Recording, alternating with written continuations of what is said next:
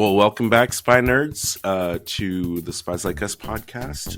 We're concluding our discussion of Season 1 of Le Bureau. It's a 10-episode series, so we'll go in most of our detail on episode 10, but of course we're going to catch up with the things that have happened since our last podcast episode, which we got up to episode 6 on that one. Hey, Dave, how you doing? Good, how are you? I'm excited to close this off. I have been loving Le Bureau. So you've gotten to the end, so you see how it played out. Yes. For now, right? Yeah, I had big questions on that. Usually these TV episodes, we're shooting for like, I don't know, could be 30 minutes, could be an hour. We went ahead with a whopping 2 hours. No apologies. Really liked our episode. And guess who else did? Our fan that actually introduced the show to us, Joe Duffus.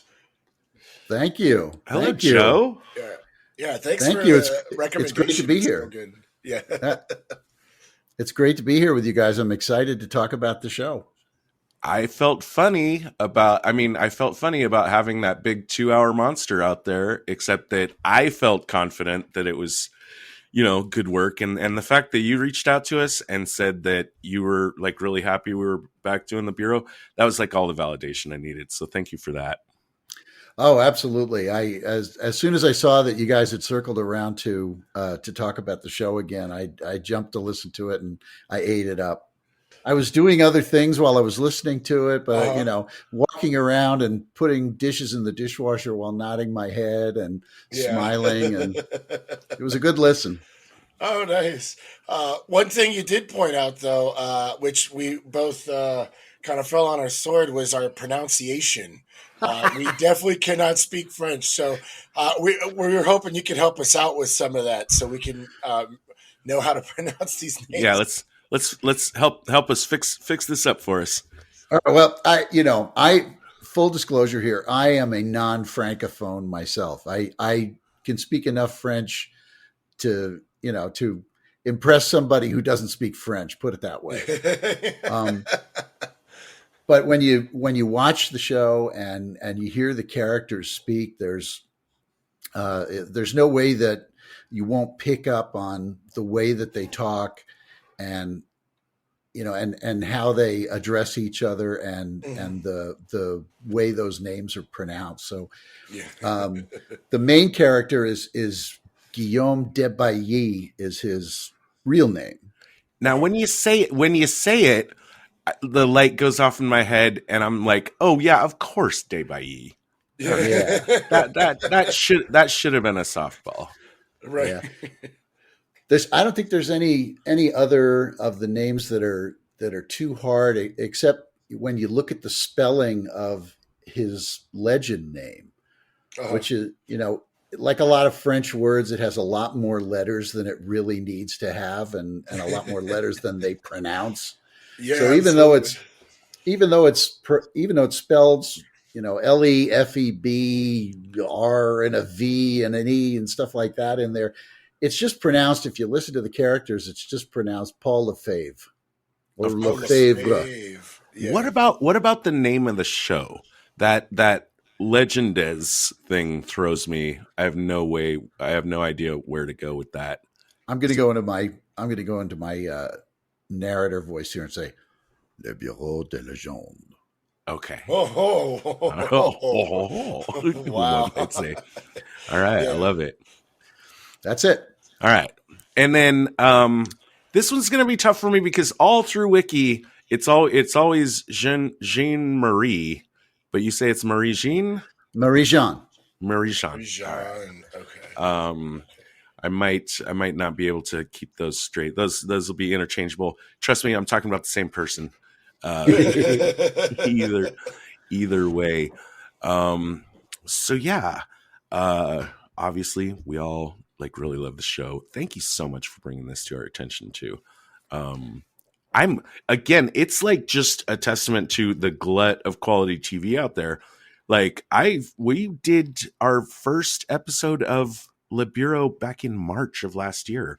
Yeah, with I've heard that full intentions of coming back to it. But if you did listen back to that episode, you'll hear there we were talking still about like we still hadn't figured out how we were going to do TV. Now we feel like we know how we're going to do it.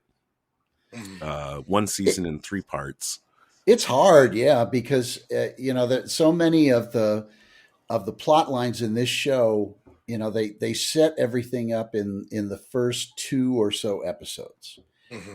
And then they kind of spin it out and complicate it in the next 3 or 4, and then they start kind of sprinting to the finish. So if you're trying to talk about the season in thirds, it's probably the best course, because then you can talk about sort of the new characters that are being introduced in the first one, and then how the plot is thickening in the middle ones, and then how they resolve things in the end. And I know you guys are going to geek out on the spycraft stuff too, so I'm absolutely looking forward to hearing you talk about that. Yeah, absolutely. As you have noticed just as well as anybody that's paying attention to the show, there are 3 distinct stories going on. Possibly there's maybe this other one, which is the American operation in the Middle East, which is kind of maybe another half a story or something. But I guess I prefer just thinking of that as folding that under the Cyclone operation. Yeah, it was still a little bit unclear to me, even after watching the show multiple times, why the French were involved with that whole. I think it was called Felice was the name of the op. Yeah. Okay, but why he was involved with that in the first place. What that was supposed to do, and it had something to do, I think, with luring a terrorist named Chagall, or code name Chagall, to go to that clinic, and then I guess they were going to kill him. But that never happened. So they sort of found a use for the clinic that they had set up in the Cyclone story. Right. And they only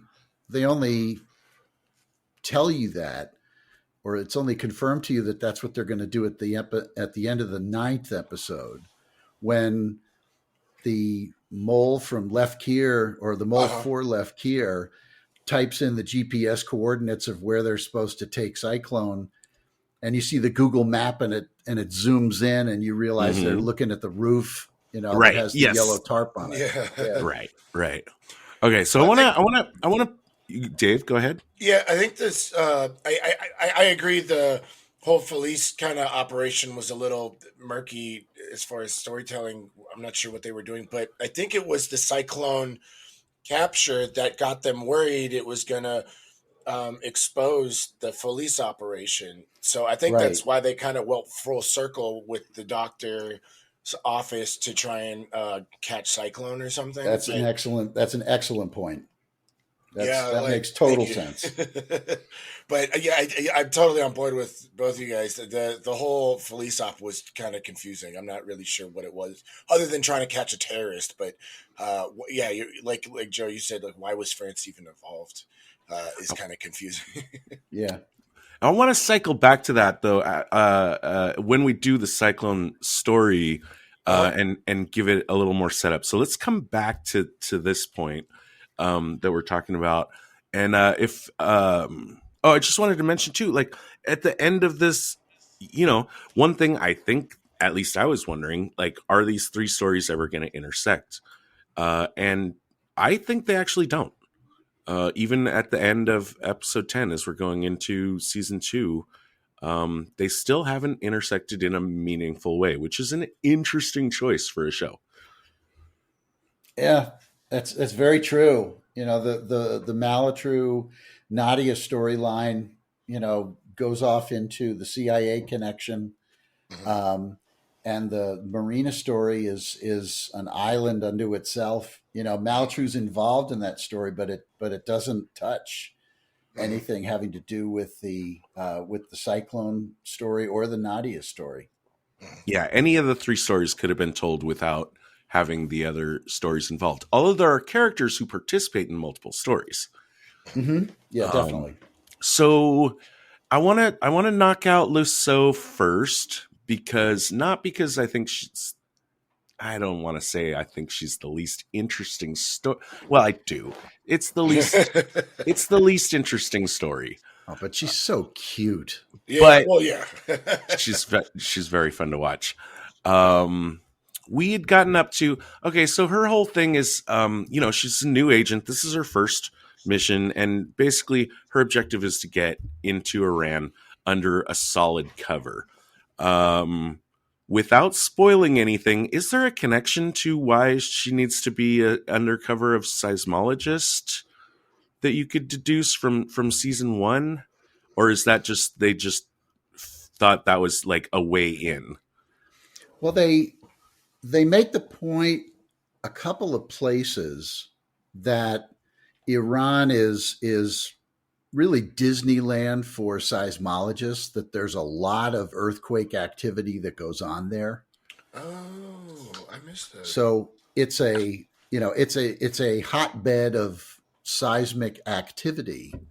And I think, there's that scene in, I think it's the 9th episode or the 8th episode, maybe, where Marina is being interrogated by that woman who says she's Reza's wife, Mm-hmm. but she's really from Iranian intelligence, and she's there to kind of vet Marina and try to figure out if Marina is a spy or not. And one of the questions she asks her is, well, why do you want to go to Iran? And she says something like, because it's a seismologist's dream to be in a place like Iran because of all the stuff that goes on. Okay. And okay. that will definitely play out in the second season. I won't say anything more than that, but that definitely plays out. There's definite reasons why the Iranians want seismologists there.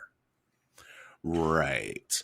But as far as we know so far, by the end of season 1, there's no particular reason to go in undercover as a seismologist, except that that's an accessible way in.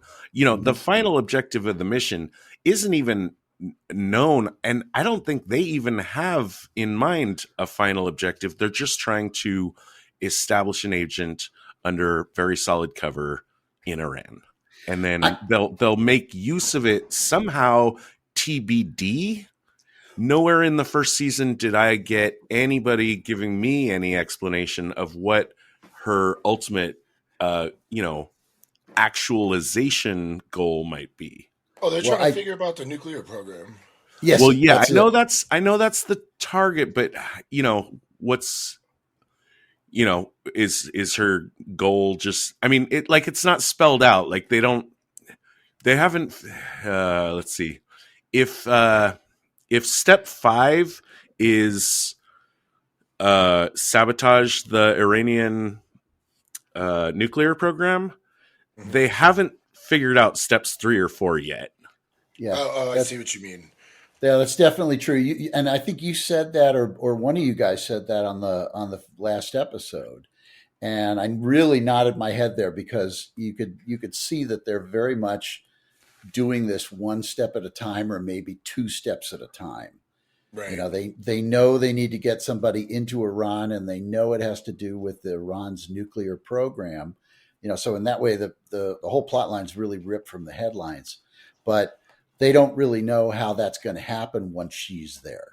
Right. In stark comparison to, for instance, a James Bond movie where they're going to tell him, James Bond exactly where the nuclear bomb is, like in his initial briefing. Right. And he's gonna halo into, the spot just to the right of where the silo is. Yeah. Yeah. So, my notes on, I'll start out with my notes on the Luceau story. One thing I really did like, as I mentioned before, was Marie Jean, her handler, describes to her 3 types of enemies, and that's her rivals, the predators, or the prey, the predators, and her friends. Mm-hmm. And she's worked out the predator part. That's her boss Reza, and she's worked out taking out her main rival, this guy, but it was still left Jerome. Yeah, Jerome. And then the last one, though, kind of flopped for me. This is she gets really drunk with. Okay, so once Jerome's out of the way, it looks like this other girl is going to be up for it, Fanny. and she gets really drunk with Fanny and gets a whole exchange of like girl secrets, including like Fanny's mother's ignorance of her husband's long-term affair. Right. Mhm. So yeah, that was, there's a couple of things that occur to me on that story, and the one is that she almost blew her legend when she was getting drunk with Fanny. In fact, she was literally seconds away from telling Fanny why she was even at the Institute for real. And then that's when she got sick and ran to the bathroom and started. Well, she didn't throw up, but she was over the toilet like she was going to, Mhm. because I guess she realized that she was about to blow it, and she got out of there as quickly as she could. And then there's a scene that I think is after that where she's doing another test interrogation with Mary Jean in the music studio that they use as a safe house, and they're deliberately getting her drunk to try to get her to break her legend. They do a Oh. And lot of that in this show.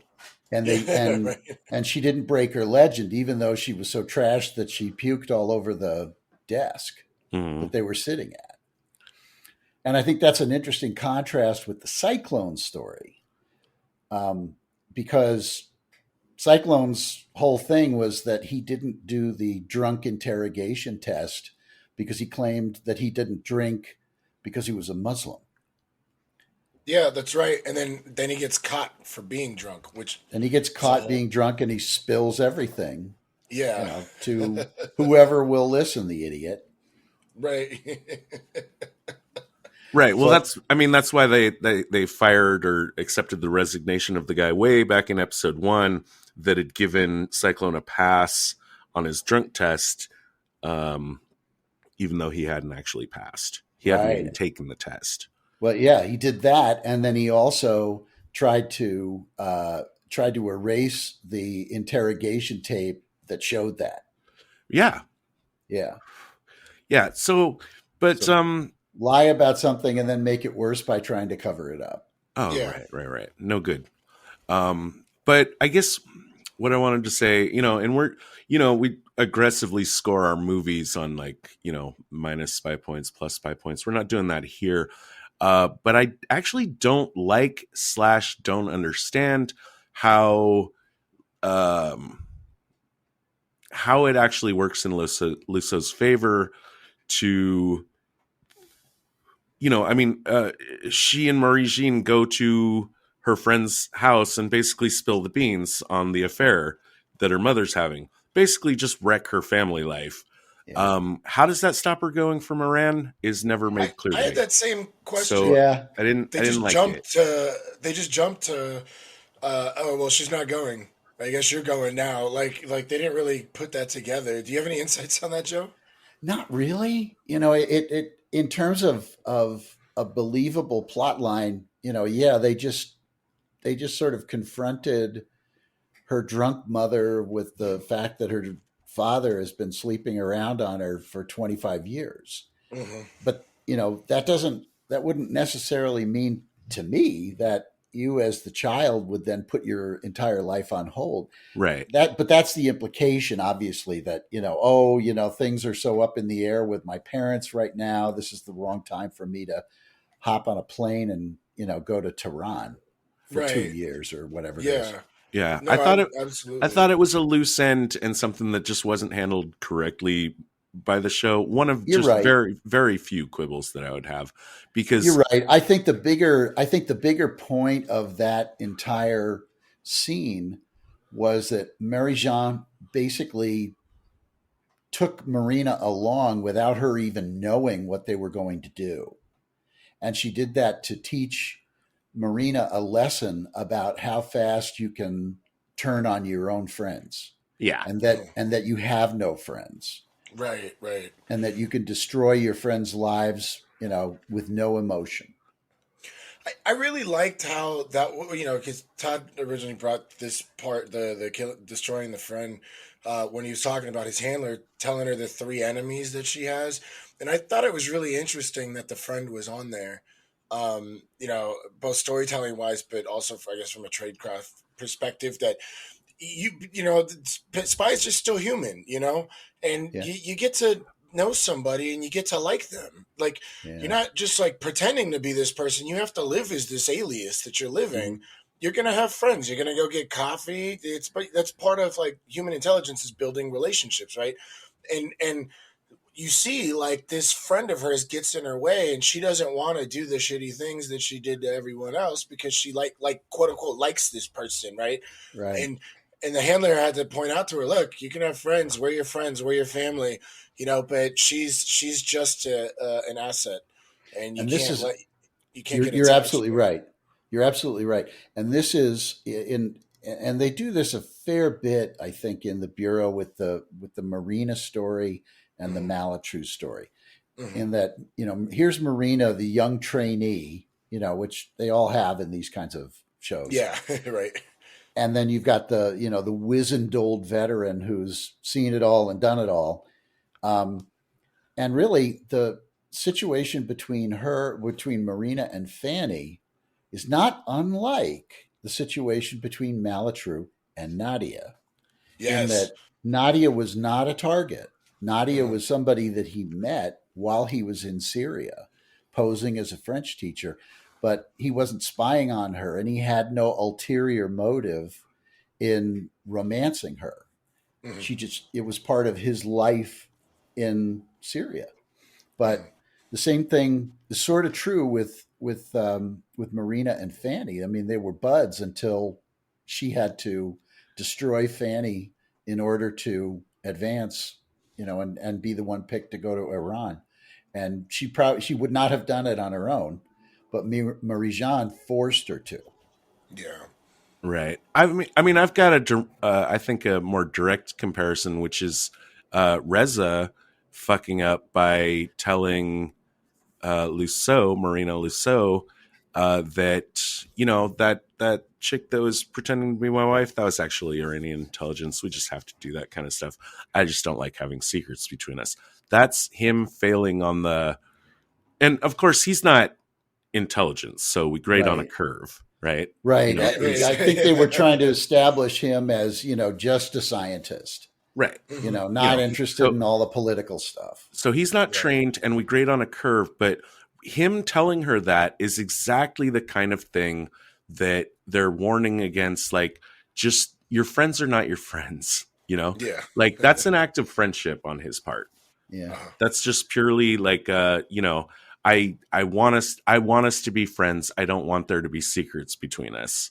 That's Right. what he's doing by telling her that. And in um truth, I mean, she would have found that information out anyway, because assuming she went to Iran, at some point she would have met his wife. Oh, Right. right. Well, I think she would, in Le Bureau, she's already been told. I think, Marie Jeanne has already told her. So, him giving her that information is just, it's not telling her anything she doesn't know, Right. except that well, that he's not had the same kind of training she has, because what he's doing, again, is exactly the kind of thing that Marie Jeanne has trained Lusso to never do. That's a great point. Right. Um, what else? Let's see. What else with Lusso? Well, let's see. Well, we can talk about get what, like, because this is all kind of set up for episode 10, because she ends up getting her friend out of the way and gets to go to Iran, but that's kind of uh, that doesn't go very smoothly, right? She gets picked up at the airport, and maybe we should chat about that. I Yeah. liked that a lot, actually. Finding out the big twist on that at the end. It was weird the way they set it up. You sort of struggle to figure out what's going on at first, and then you kind Mhm. of get it. Yeah, Um, right. but you had to be I, paying close attention to hear that she was flying to Iran through Tbilisi, which is in Georgia, Uh-huh. which is still kind of controlled by the Russians. Uh-huh. And then, catching a connecting flight to Tehran from there. And so the people back at the Bureau saying, she was on the manifest for the flight to Tbilisi, but she wasn't on the manifest for the flight from Tbilisi to Tehran. Uh-huh. And finding out that way that, that she was missing. Yeah. And then just having to sit there in Paris and sweat, wondering, if she'd been taken off, if she'd been shot, if she'd been thrown into a prison somewhere, if they were going to get a call from her, which would have been terrible. Right. All that stuff was up in the air. Mm-hmm. And there she is, without her underwear in that crummy hotel in Georgia. Yeah. Yeah, that was but I thought the show not only cinematically, I guess, or from a storytelling perspective, really gave us the anxiety of this situation, both for herself as well as for all of her, like everybody back at headquarters. And then to find out that this was also part of the test was even I just the way it was executed was so well done, because we're sitting there with her, and like you'd said, if you're playing close attention, you can kind of see what's going on eventually.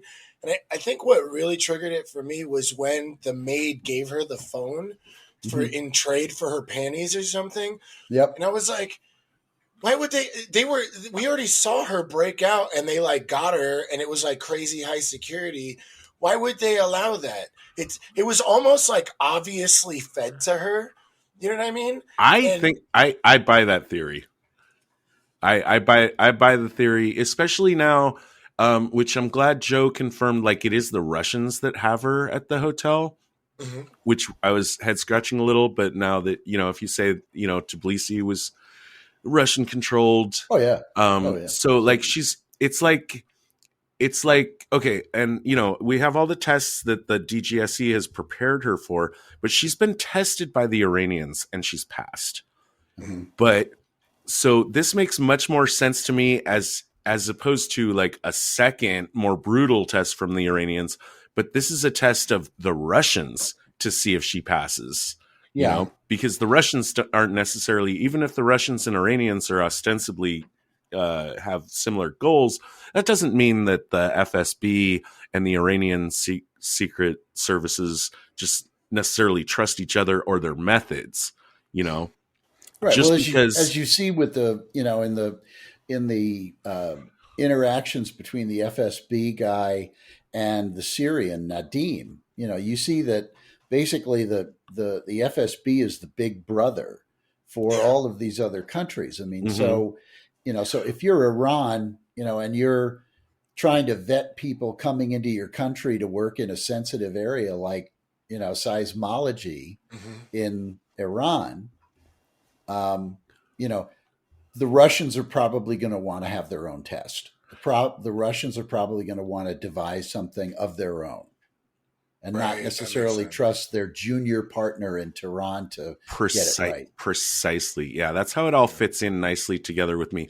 And I don't think we'll ever know if the housekeeper was specifically, given, if the FSB handler had somehow made a decision like, okay, she's had enough, now let's give her the test, and sent the housekeeper in with instructions. But it would make sense to me. It would. I never thought about that. I thought that the housekeeper was just a housekeeper, and I should never do that in a spy show. Right. But she does pass with flying colors. I really like because I think her Marie-Jean and the head guy of the department were really sweating. Henri.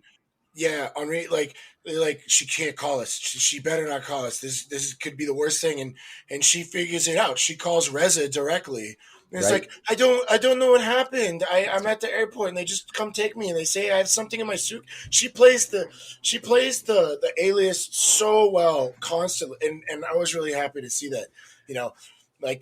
When Rijan talks to Debailly, and she's like, "Aren't you worried?" He's like, "No, we trained her. You trained her well. I trained her well. She's been trained for the situation. Even though he's really worried about his other stuff that's going on in his life, but Right. I like how he's just like, well, she's been trained for this. She'll be fine. Well, I liked it. I liked it a lot. It kind of it struck some chords with me. I was really like kind of jazzed up watching Yeah, this. it's definitely fun to watch. But story wise, that's all we get. End of Mhm. episode 10. She's passed yet another test, Right. and we'll get to see more of what she does with that in And that's season season 2. 2. And then I'm ready to move on over to the Cyclone story, Mm-hmm. which is ostensibly like our main, like definitely it's the story that is, or the plot line that has got the DGSE superiors the most worried. This is the most high profile situation that's happening. In fact, it's got a lot of people very, very concerned. Before we go into it, I think right now I want to mention this GDA or Oh Jihad yeah, data. Jihad data. Yeah. Yes, I really love this. Joe, do you want to explain it to us? It comes up when I can't tell you which episode it was, but it comes up when they're trying to explain to the foreign ministry why they're talking to the Algerians and making it look as though they want to do a deal to get Cyclone back. Mhm. While at the same time they're planning a rescue operation that is what is really going to get Cyclone back. Mhm. And Right. they talk about this GDA, which is a term I'd never heard before, but just the idea of getting, intel on these jihadis and what their networks look like and how their networks operate and stuff like that. Apparently, that's all the rage to the people at the DGSE, and you can see something about the way the DGSE sees itself in the world Mm-hmm. from that focus, and that is they see themselves as a broker of information. Yes. In other words, they are, they're like they're like a middleman to the world, and they'll sell the intelligence data that they get to anybody, who will pay for it. Mhm. Well, And go ahead. Sorry.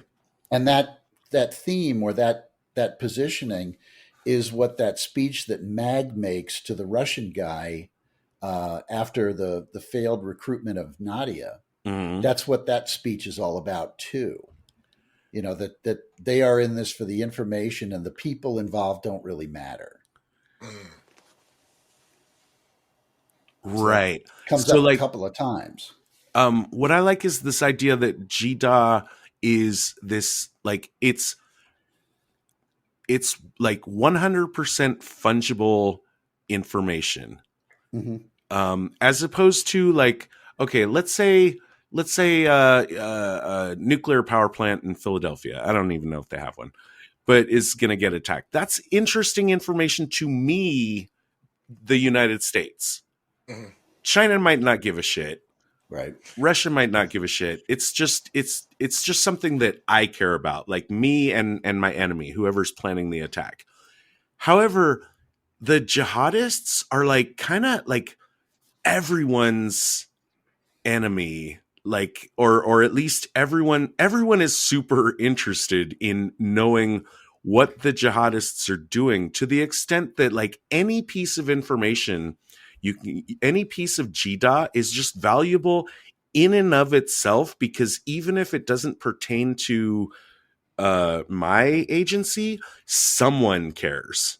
Right. And then I can trade it for Yes. something that I care about. Like it's just very fluid, super fungible information. Exactly. Everyone wants a piece of it. Everyone wants as much of it as they can get, because its trade value is so high. Right. You may use it yourself, and if you don't use it yourself, you're going to be looking for a buyer. It's just like cash. Yeah. Like you can spend it on whatever you want. Yeah. Yeah. That's very true. That's a very good point. Right. Yeah. So when we left off in our last podcast episode, at the end of episode 6, General Kerboosh has been. Or can we do a pronunciation check there, or are we cool? I think you're good. Kerboosh.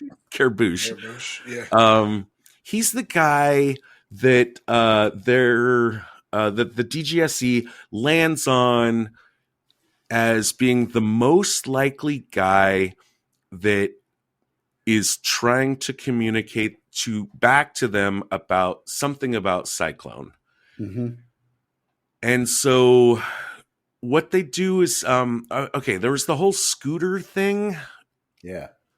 Which was brilliant.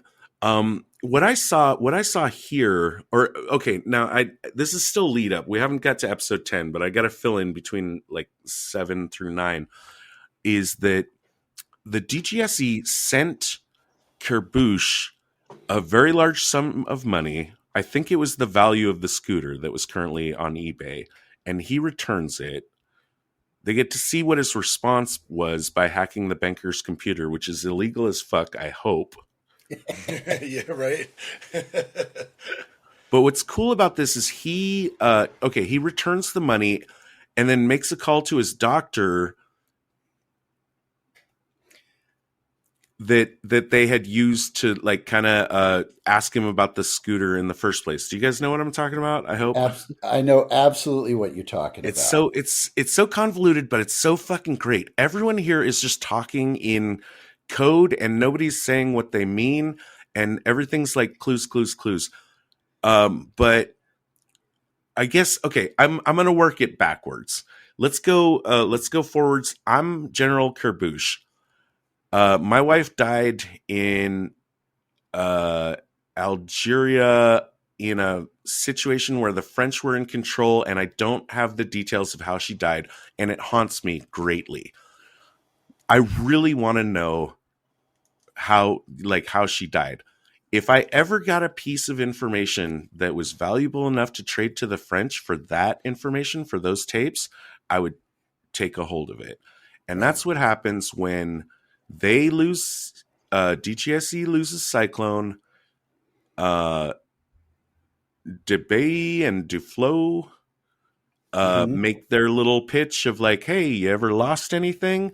That comes through back to them as a like, I don't know, could it have been a scooter? Blah, blah, blah. The thing is, what's brilliant about Kerboosh's plan here is like he can't know who, like he only cares if the French are trying to get a hold of him. Mm-hmm. He doesn't care if anyone else. So I think if you remember, after the French figured out that Kerboosh would be the most likely person to be the one selling the information, selling the scooter, they called him. They called him from a conference room. Yeah, I remember. No, they. Oh wait, and this happens, I think, in probably in episode 6. No, they called him from a conference room, and to get him to they pretended to be his cancer doctor, though. Wait, his cancer doctor. Okay, right. That's right. That's right. Yeah. So they actually, you can think of it this way: they sort of opened that as the communications channel. And he's smart enough to know that, okay, if I want to send a message back, so he knows as soon as his quote unquote cancer doctor mentions the scooter, he realizes he's not really talking to his cancer doctor. Right. But when he wants to send a message back to them, what he does is make a call to his cancer doctor, knowing that they will be listening, that they've figured out that tap in on his line, and they'll figure it out. They'll get the message. What's happened here, I think, is that because he's been sent the money for the scooter, he knows it has to be the French. Because otherwise, who might have been calling him? I don't know. Right. But it's only when they've sent the money that he knows, okay, it's the French that are trying to contact me. And those are the people I do want to talk to. So I will make a call back to my cancer doctor, which they will reinterpret as, let's set up a meeting. Exactly. 100% love And it. they even Probably would have been my top, if I was rating it, my number one best tradecraft of this season. and the two techie guys, one of them is Ellenstein. I don't know if we ever get the other one's name. Um, but the two techie guys even comment on that to each other. It's like, this is a smart guy who knew that we'd be listening to his doctor's to his doctor's phones. Well, you know what? A minute ago, you mentioned that, like, you mentioned how the FSB is like the big brother, or what did you say? The big brother? Yeah, absolutely. The big Right. brother for all those Well, countries. Kerbush, Lefker, like these guys are all KGB trained, even though they're Algerian. You can look at them and their files and their experience. You know that they know how to play the game, and they know how to communicate through this weird kind of code thing, which is done in the Bureau in a way that I've just never seen in any other spy movie or spy television show. No, it's unique. I just love. Nobody plays a card. Nobody puts a card on the table ever.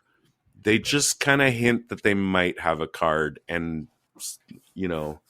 it's Well, and they did that with Debailly when he reaches out to the Americans, right? He goes to that cigar shop to talk. Oh, right, yeah. And he knew the Americans would be listening. Yeah, you're right. I thought it was super clever that they knew that this particular meeting isn't the game trick I'm playing. I'm actually trying to get the attention of these other guys by doing this thing. I'm glad you brought that up, Todd, because it's really well done in this show. Like, I've seen it kind of in films, but it's like there's a lot of hand holding, in other spy films that I've seen. This one, it's just kind of like this is how we do it, like. I mean, the best oh wow Hollywood version of it that I've seen is where Jason Bourne in Supremacy just shows up using one of his identities and just purposely gets caught by, like, not caught, but by detained by just some random dude in Europe. But he knows they're looking for that signal, and he knows they'll detect it, and that everything will just play out correctly from there. That's the Hollywood version, which I think is totally dope. This is like a way more subtle and well played out version in every way. Again, so that tells me that the scooter, remember the scooter is being bid up, and the DGSE is like, oh my God, he's selling it. He's selling our agent on the open market. This is embarrassing and ridiculous. But in the end, I don't think that was the case. I don't think there was anybody bidding on that scooter except Kerbush. Yeah. Oh, just pumping up the price, yeah. To make it look like. He had his secretary log into eBay and, type in a number. Yeah. Because he knew that the only people who actually knew about the scooter were the French. Right. But he wanted them to think that other people might know about, quote unquote, the scooter or Cyclone, to get the French to come and talk to him. And again, go back to his ultimate goal is just this closure that he needs. It's a really solid scene, and it's a really great character moment. Mm-hmm. The guy who played Kerbush was terrific, I thought. Fucking fantastic. Yeah, and he so looked the part. I know you guys love the movie Battle of Algiers. Oh, and, yeah. You could definitely see that, that was probably a young man, fighting in the Battle of Algiers back in the day. Right. Oh, absolutely. Yeah, absolutely. Lefkier maybe was too, although he looked a little younger perhaps. Mm-hmm. But you could definitely kind of see those guys as, young street fighters fighting the French in the late 50s in Algiers. Oh, absolutely. Yeah, they definitely had that, like, I've seen some shit kind of feel to them. I've been around the block, yeah. Yeah. So what you get on that, so just to close the loop on that, what you get on that recording is that Lefkier, who was identified as the guy with the lisp,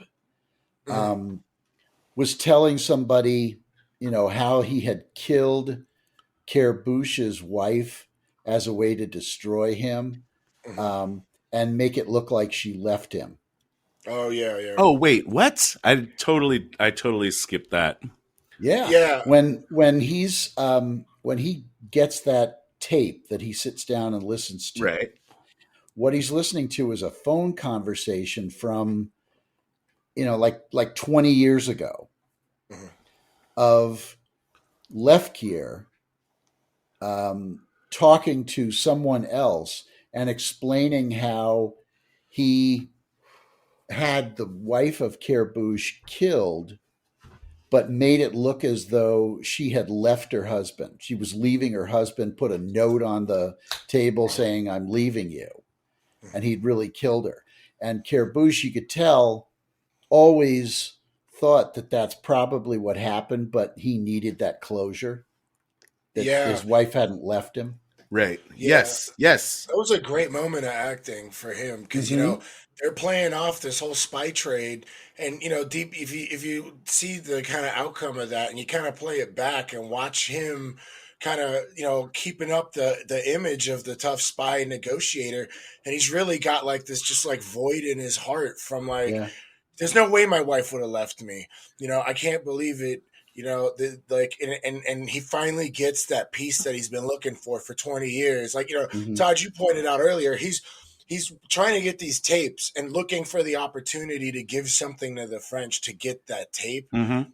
And it's just, and it was all just like him holding on, like, no, there's no way she would have left me, like, type of thing. Like if she really did leave him, he probably would understand. Like if it was, as a husband, you kind of probably pick up on, well, maybe I didn't do this, but if she really like adored him, he probably would be like, that doesn't make sense. Why would she? This came out of left field type of thing, like and this really was it would like tradecraft aside on all of the whole bargain and negotiation, but just that acting moment, I just loved watching him It's a as very he's holding human in. moment. Yes, very, yeah, Yeah.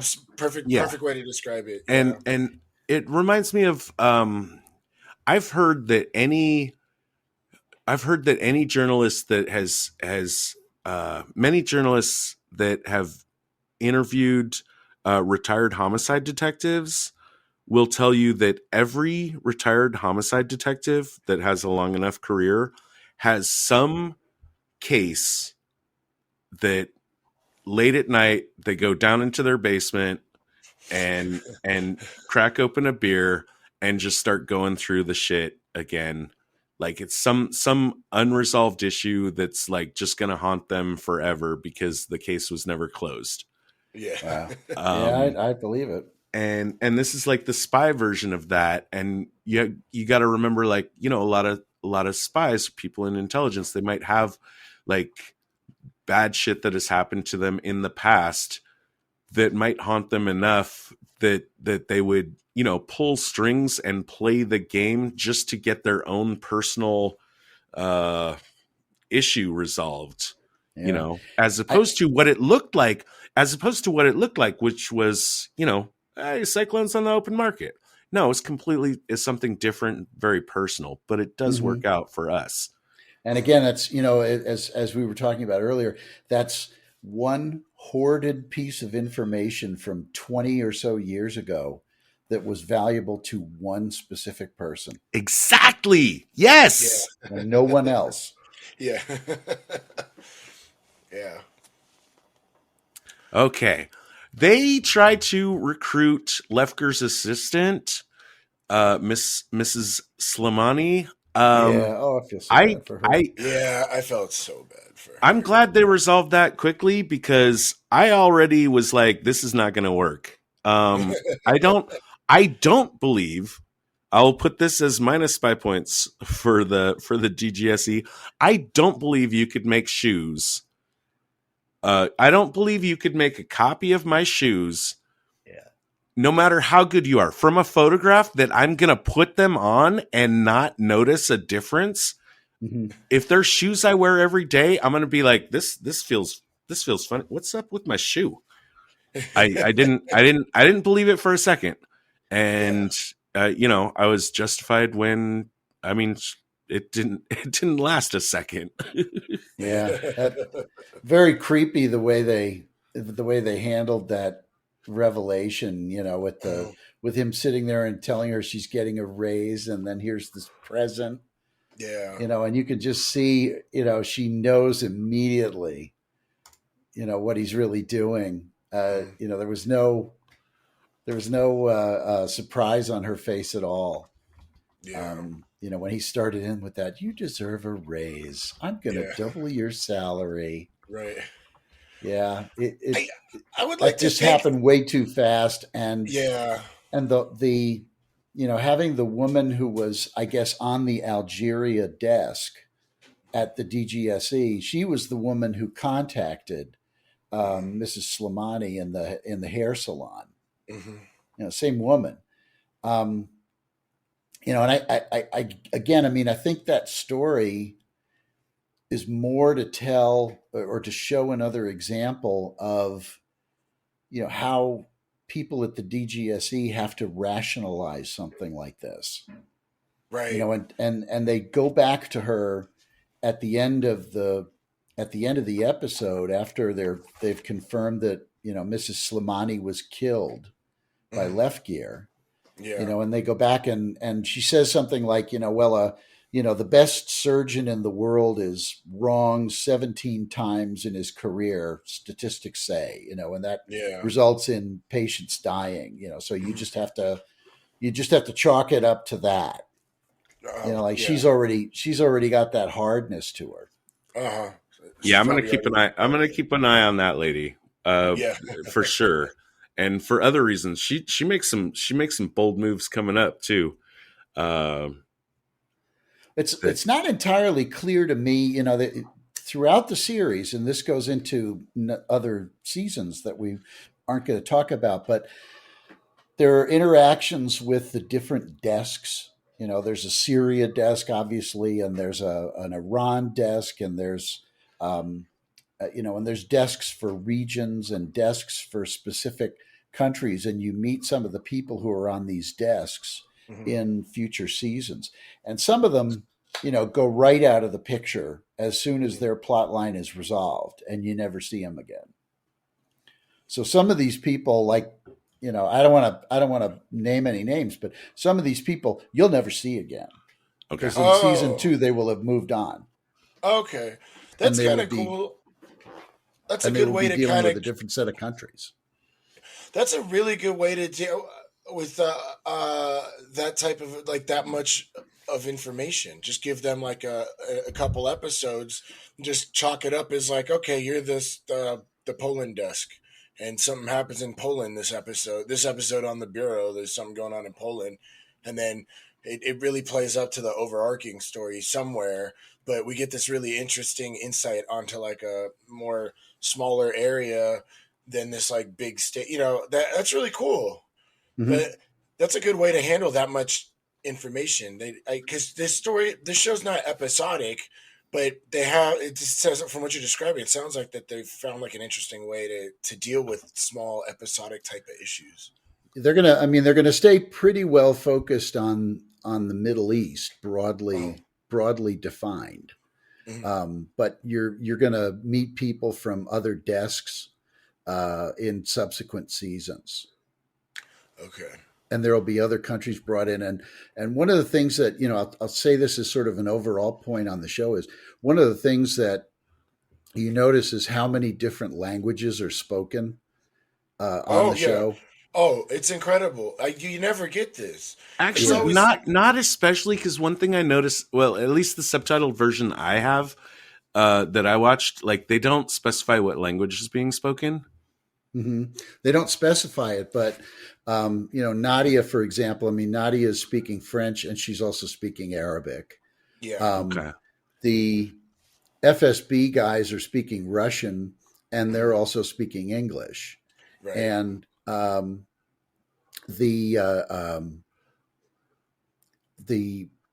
Marina plot line, she's speaking French and she's also speaking Farsi. Right. Yeah. This is a show, and had been one of my, just minor complaints about the version that I watched is, some some shows or movies, like they'll tell you in the subtitles like what language is being spoken, Yeah. and this one doesn't. Yeah, At it's least not the very version I have. international that way. It's very international that Yeah, way. I would rather have been able to see like what languages are being spoken at each moment. For instance, like, you know, when the FSB are tailing who they think is Paul Lefebvre. Lefebvre? There Is you how we're go. doing? Okay, Yeah. There cool. you go. Plus pronunciation points.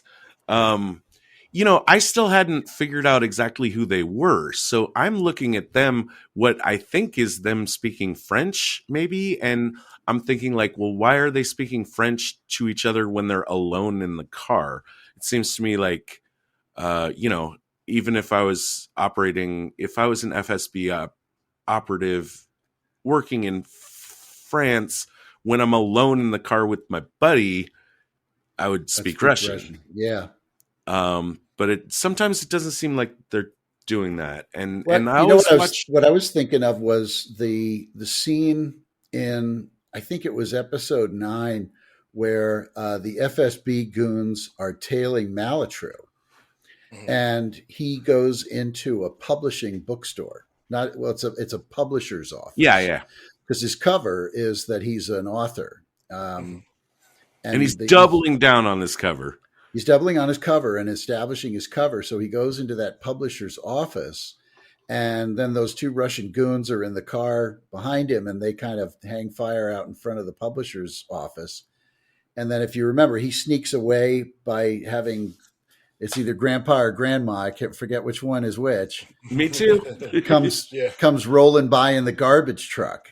Yeah. And That was he so sneaks clever. out the door and Yeah. hops in the passenger's side, and off they go, and leave the Yeah. Russians sitting there smoking and cooling their heels. But they're speaking Russian in the car Right. with subs. Yeah, and I think it's like, you know, because this is a French show, and Yeah. most of Europe understands there's more languages than just English. Oh, hell So yeah. like, yeah, so I can see the internationalness of where people might pick up, oh, this is probably this, and this is probably what they're speaking. Versus like, if this was an American show, there might be, will actually only be like 2 languages spoken total to not be confusing to an American audience, but it's mostly going to be all English, and then they'll be, hey, guess what? They're speaking Russian, you know. Right. Uh, but no, I like that too. That they kept it super real, because yeah, that's a really good point about how many languages are actually spoken. Because, you know, a typical spy film, like, I don't care who makes it. Like, if it's a Chinese spy film and they're speaking English, you know, it's gonna be mostly Chinese, and then it'll just be English. They're not gonna be having Russian and Japanese and French and like English and Arabic, you know. But this, we get like an array of languages going on. It was kind of nice to hear. But yeah, to Todd's point, it's like for an American audience, it might be nice if they flag like, hey, this is this language. Mm-hmm. Yeah, and it's it gets even more that way in subsequent seasons. You know, I thought to myself, I mean, especially like in season 4, Mhm. there's a ton of Russian being spoken, Mhm. and you know, for the first few episodes, not that much French, and it's a French show. Right. You know, and it's Russian with French subs in one of the major plot lines of that season. And, you know, so I thought, okay, well, you know, now the French don't have an advantage over me, a non-French speaker. You know, 'cause How are they've got you? How are what version of this show are you watching? I'm just watching the video files that someone has hard coded the subs into, Okay. but it's Right. got subs for all the different languages. Oh, okay. Different version than me, because like there's like Le Bureau de Legend, which yeah, the original, and then I guess the Bureau was the That's just the English name. English name of it, Yeah. but also a different English production, which you might get different subtitles from. So I was just curious. Dave, true. you watched it on what, Amazon Prime?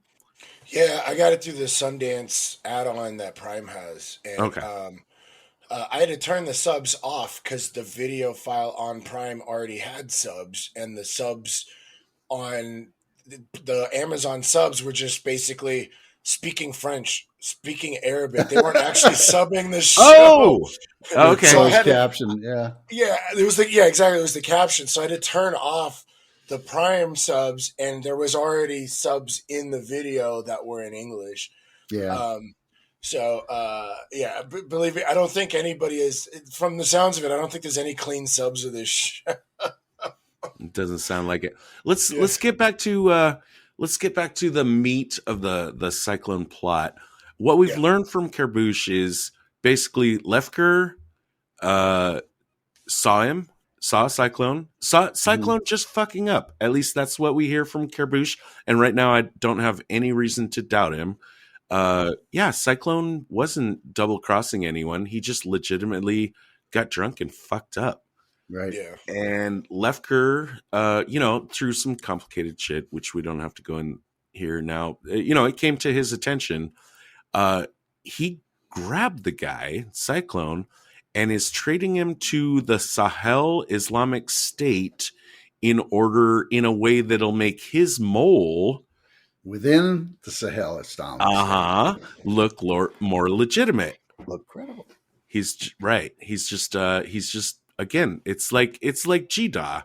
It's not that Lefker is trading Cyclone for any other reason than to build up the credibility of his mole. And it's not like they're doing any of this stuff with the DGSE is doing any of this stuff with Luceau except to create a mole and establish credibility. The payoff will come later. Mm-hmm. But we know that the Sahel Islamic State are probably planning on executing Cyclone in a very public way. And so the clock is ticking on that, right? Right. Okay. So not only are they going to lose their agent, but this is like a huge diplomatic or PR issue for the country. Right. Yeah. One of their, and the French in the show, at least, the French don't have that many deep cover agents. I think at one time, they ask, and Henri Duflo, who's the director of the office, says that they have 12 in the world. Oh, wow. So Cyclone was one of only 12 French deep cover agents in the world. So for that asset to be blown and publicly executed by the Islamic State would not be good for morale for the other 11. Yeah, right. Who are still out in the field. Right. Oh yeah, it's absolutely horrible. So somehow, like they push it up the chain, and they get in touch with the Algerians at a higher level, right? Mm-hmm. Like Duflo's immediate superior is the guy I call Mag. Mag, that's right. He's got a superior named Genquan. No, you're a little wrong on that. Okay. Marcel, the guy with the really pointed nose and the sort of balding head. Marcel is the director of operations. So he's kind of at the same level as Mag. But their boss of both of them is that guy Pierre, who shows up in that scene where they're talking to the Algerians. Right. When they go to talk to the Algerians, it's been pushed up to the highest level. Right. So that guy is the director of the whole DGSE. Oh. And okay. the departments of the DGSE includes operations, and that's what Marcel runs. Is he the director general of the DGSE? Yes, he is. Okay. Yes, he is. That's Mag's boss. Okay. Excellent. Mag Mag is the head of intelligence within DGSE. Marcel is the head of operations. I mean, he's the head of all the kinetic things that they do. Mm-hmm. And Pierre is both of their bosses, and Henri Duflo, who runs the Bureau of Legends, reports to Mag. That's the org chart. Right. Okay. So, but when they want to talk to the Algerians at the highest level, that's Pierre. Yep. And that's, I think, his only scene in this season. Well, I think he's in another one where they aren't they talking to maybe this was like the first or perhaps the second episode where they actually speak to the president of France. Remember, they're all standing in that same conference room and they stand to attention. And yeah, I wouldn't remember that. That was earlier in the season. But that was, Pierre was the guy in the middle of the table for that one too. Right, but this is the scene where they have the conference, and it's very high level, like top of the pyramid. There's only a few people in the room with this conference call to the top guy, the equivalent top guy on the Algerian side. Yeah, I guess he's the Algerian counterpart, head of Algerian intelligence. This is the scene which is beautifully started out with, like, how have you recovered from your beating yet? Yeah. And they're just talking about like some soccer game. Right, yeah. Of course. And it's beautiful.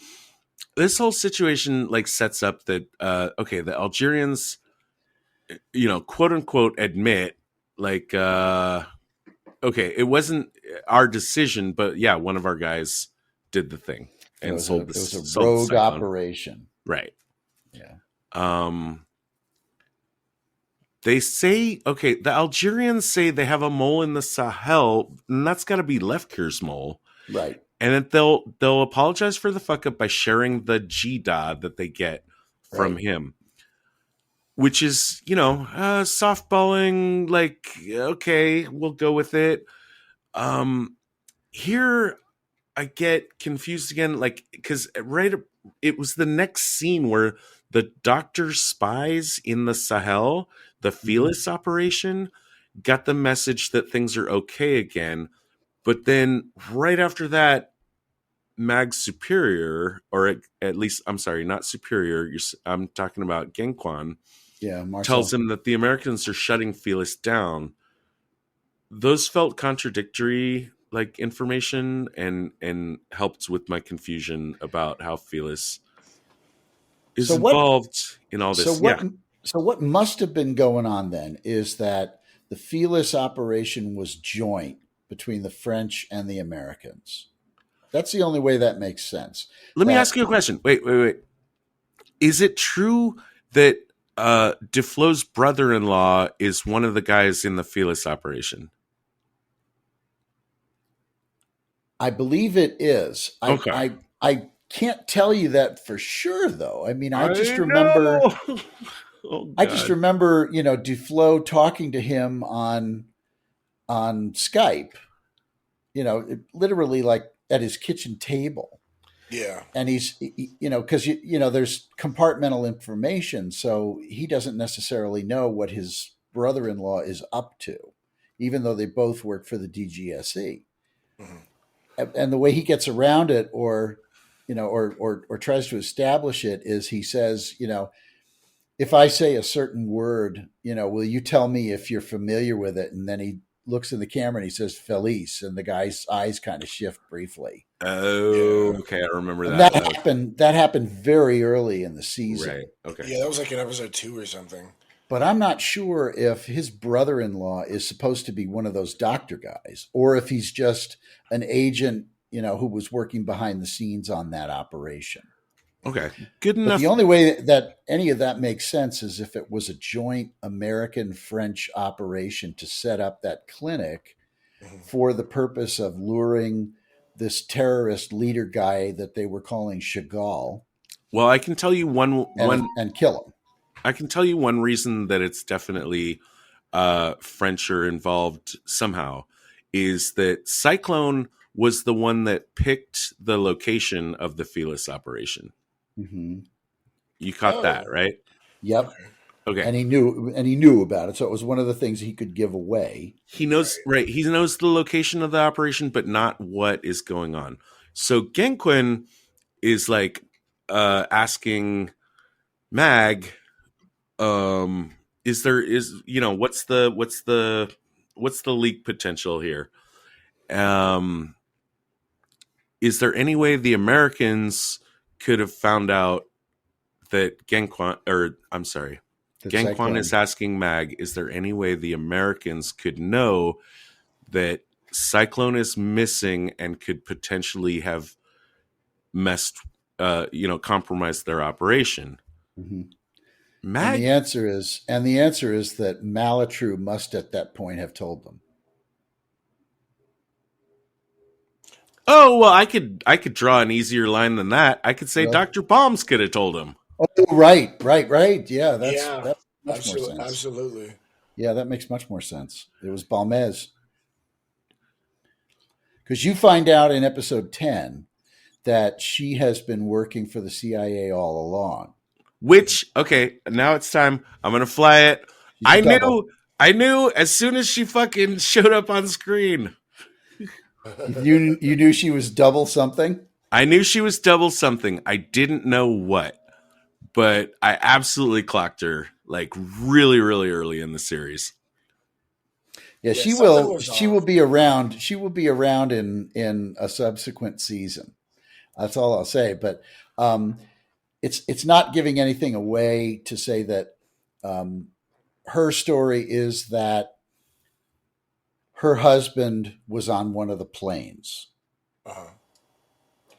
And so you'll find out it comes up early in season 2.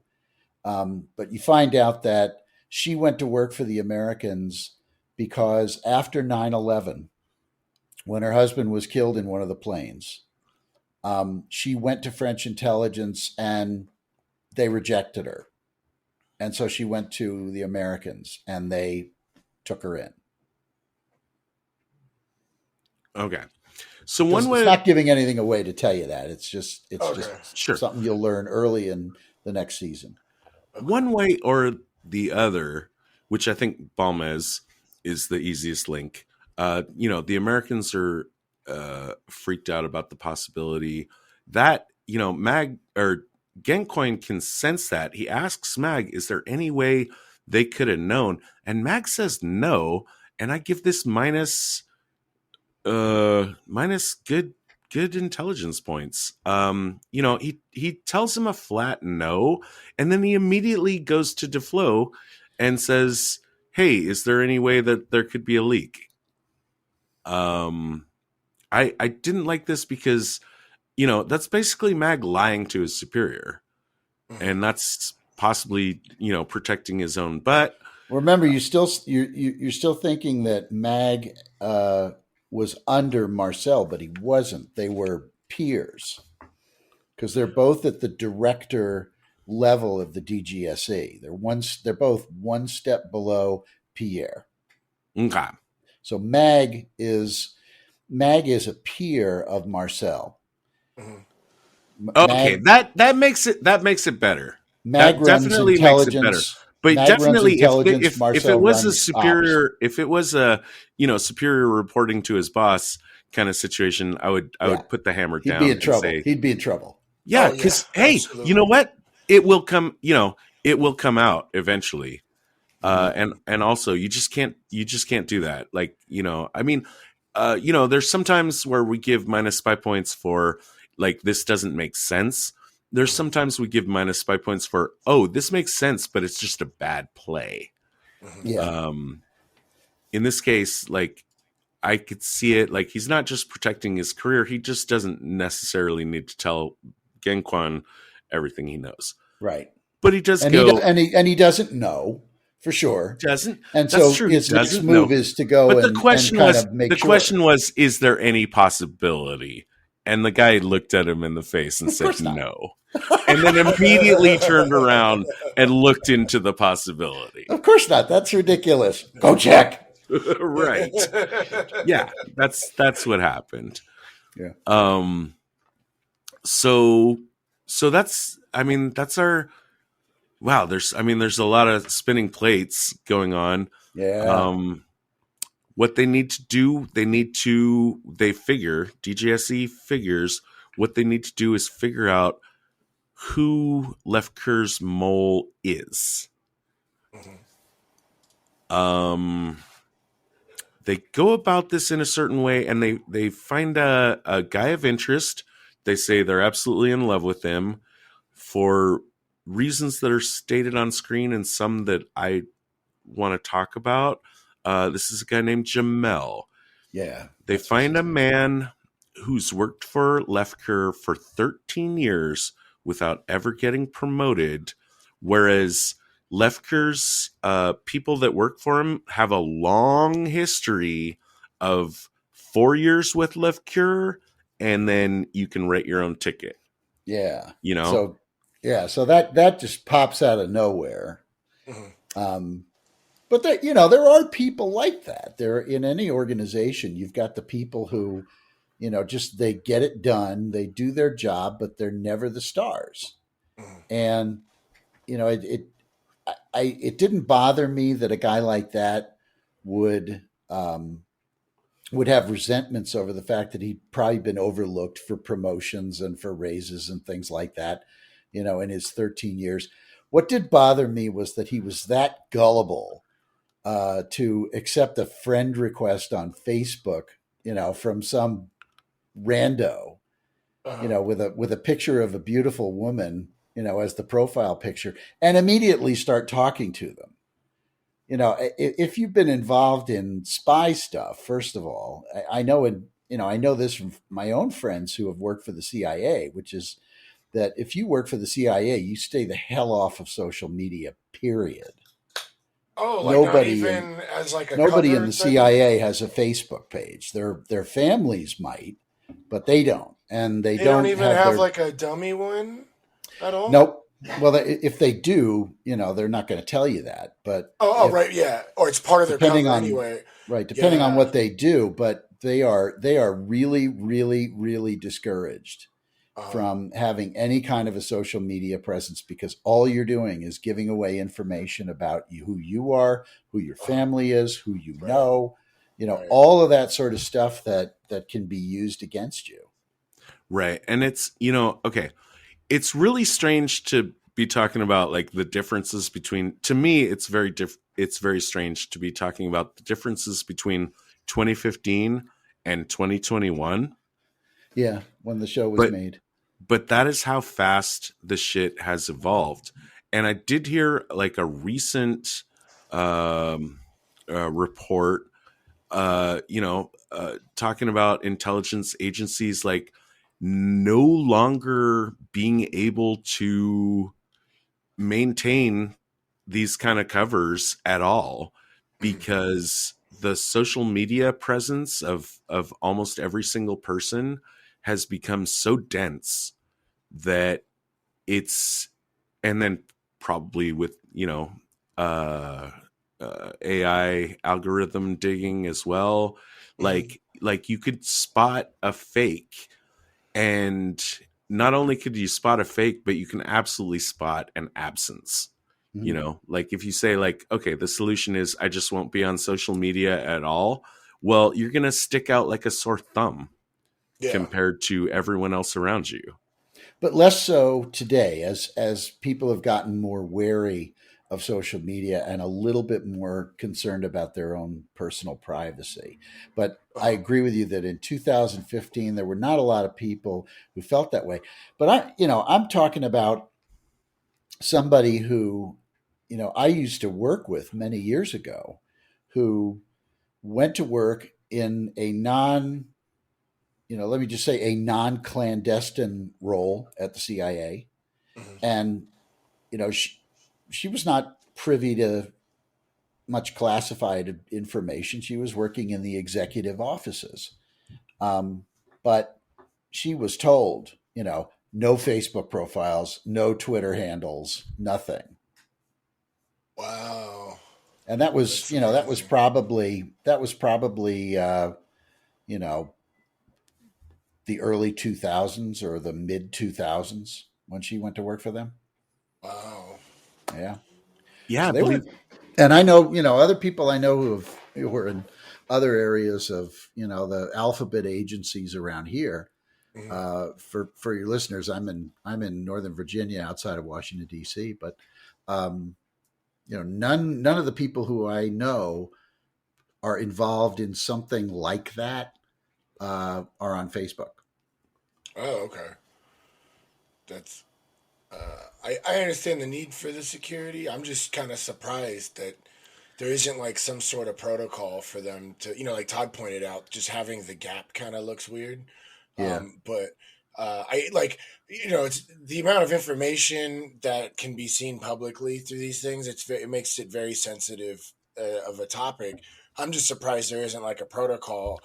I've heard that there's like holiday conversation points for like people that are involved in very high security levels of how they can just deal with like the conversation at Thanksgiving dinner, so Yeah. I would think there'd be like some kind of protocol like that, but I guess it's that big of a deal that they're going to be like, no, you're just not even going to be on it. I mean, Right. considering the IP addresses, like the GPSing that some of those things can do, maybe it's just the security issue of having it on your app or something. It could be a bunch of things, but the idea that a guy who's worked in Algerian intelligence, I mean, let's be real here. I mean, Algerian intelligence is not exactly the KGB, Yeah. but they're not bad. But Uh-huh. the idea that a guy who had worked in that field and for that group for 13 years and would be an idiot enough to accept a friend request from someone on Facebook and Yeah. immediately fall into the trap of saying, "Oh, it's General Lefkier." Yeah. Reaching Right. out to me in the only secure Which, to be channel honest, that he can. let's be frank. Like Facebook. they did it pretty good, and supposedly he was vulnerable. Like he was a guy that they identified as someone that would spring at the chance. He types, thank you for trusting me. But I would go back and flip on the organization itself, Lefker's operation itself. Of I like the idea of like you work for us for 4 years, we trust you, like you're on the leash. I wouldn't keep a guy around. Like you got to watch out for those guys. Yeah. That you just keep around like doing like dumb work for you for 13 years. Anyways, that's how it plays out. They do get a hold of him. They do leverage the fact, I've got a new secretary now. Do you know who I am? But if he'd been Mrs. Slimani, right, Yeah. but a smarter guy like a DeBay would have said, well, like, I mean, there's two people that know about that, not just one. Mm-hmm. So they give him some. I mean, once he buys the bait, they reel him in. They give him a meeting point, some code phrases and instructions to fill him on some details, and they especially need to know about the Sahir mole. yeah. That this is a new person on the team. You need to brief them. Right. Blah blah blah. And then we go to park bench alert. We have a park bench. That was our first park bench. Oh, it was great. Yeah, I screamed it as soon as we saw it. I saw it come up. I was like, park bench! Yes.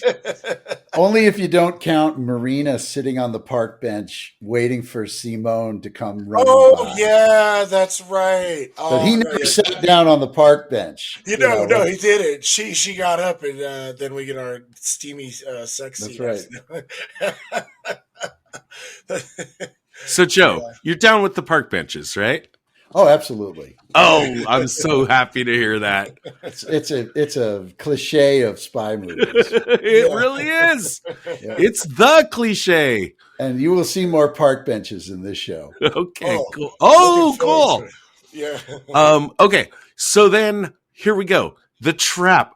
Dude, this is so swiftly and brutally and mercilessly executed. You get the guy to the bench. He thinks he's going to meet with someone. He is going to meet with someone. I'm going to pass me the information. I'm going to pass you some money. Boom, boom. Check your cell phone. You're fucking caught. Fuck you. You're nailed. Yep. You're nailed.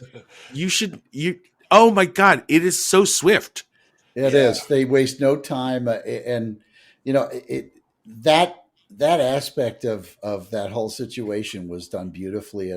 That it made me overlook how unlikely the whole Facebook approach was. Mhm. Just because they just needed to establish that they had interested him somehow, Mhm. and then they got to the real meat of the matter, which was that park bench. Yeah. Yeah. Right. Yeah. I mean, you gotta give them some credit for like just kind of at some point you gotta move the story along. Yeah. And they'll just be like, oh, let's just do something with Facebook. Okay, so this is where. All right, so now they know. So supposedly, because I assume he passed them the correct information, they know who Lefker's mole is in the Uh-huh. Sahir, and they know the way he is contacted. And here's where I get confused, and here where is the number one thing I was hoping Joe could help us out with. Let me just lay it out how I understand it. It looks like they learn that Lefker's mole. I don't know his name. I'm just gonna keep Not calling sure him we ever Lefker's get it. mole. Huh? I'm not sure we ever got a name. Okay. Meets for his instructions at a dead drop, which is like a junkyard that the Sahiris go to. I don't know, weekly, 2 weeks, every something. And like, Mhm. it seems like his contact is this old man who leans on a stick. Yeah. Yeah. Yep. Okay. That's right. So how did they? Oh, wait, is it the Algerians helping them out? Like, how do they get the old man to give him the information? I guess I just talked myself into it. It's the Algerians are on board. Mhm. Yeah, the Algerians are running the mole, Left Gear's mole, and they're also running that old man who's their lookout. So why And did they need to do the whole rigmarole about figuring out who the mole was if they already have contact and control of the old man? Don't they already have everything they need? Couldn't we skip the Facebook bullshit? how were they going to get a message to the mole that he needed to bring Cyclone to this clinic? Oh, He we needed haven't to got figure there. a We have. way. Oh, well, that's what we're trying to do, right? Yes, I agree. But why, if we already knew who the old man was, why didn't we already know who the old man was? We got that information from the park bench.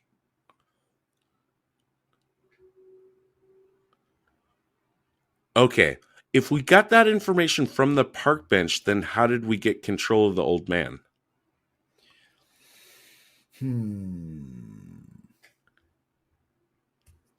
I agree. Yeah. Yeah. Yeah. I'm not sure they made that clear. I'm not Yeah. sure they made that clear.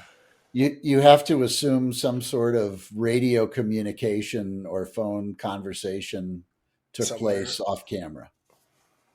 It's the only Okay. thing you can do because it's news to the mole when Right. the old man comes up to him Right. Yes, and says, I know you work for Left Gear.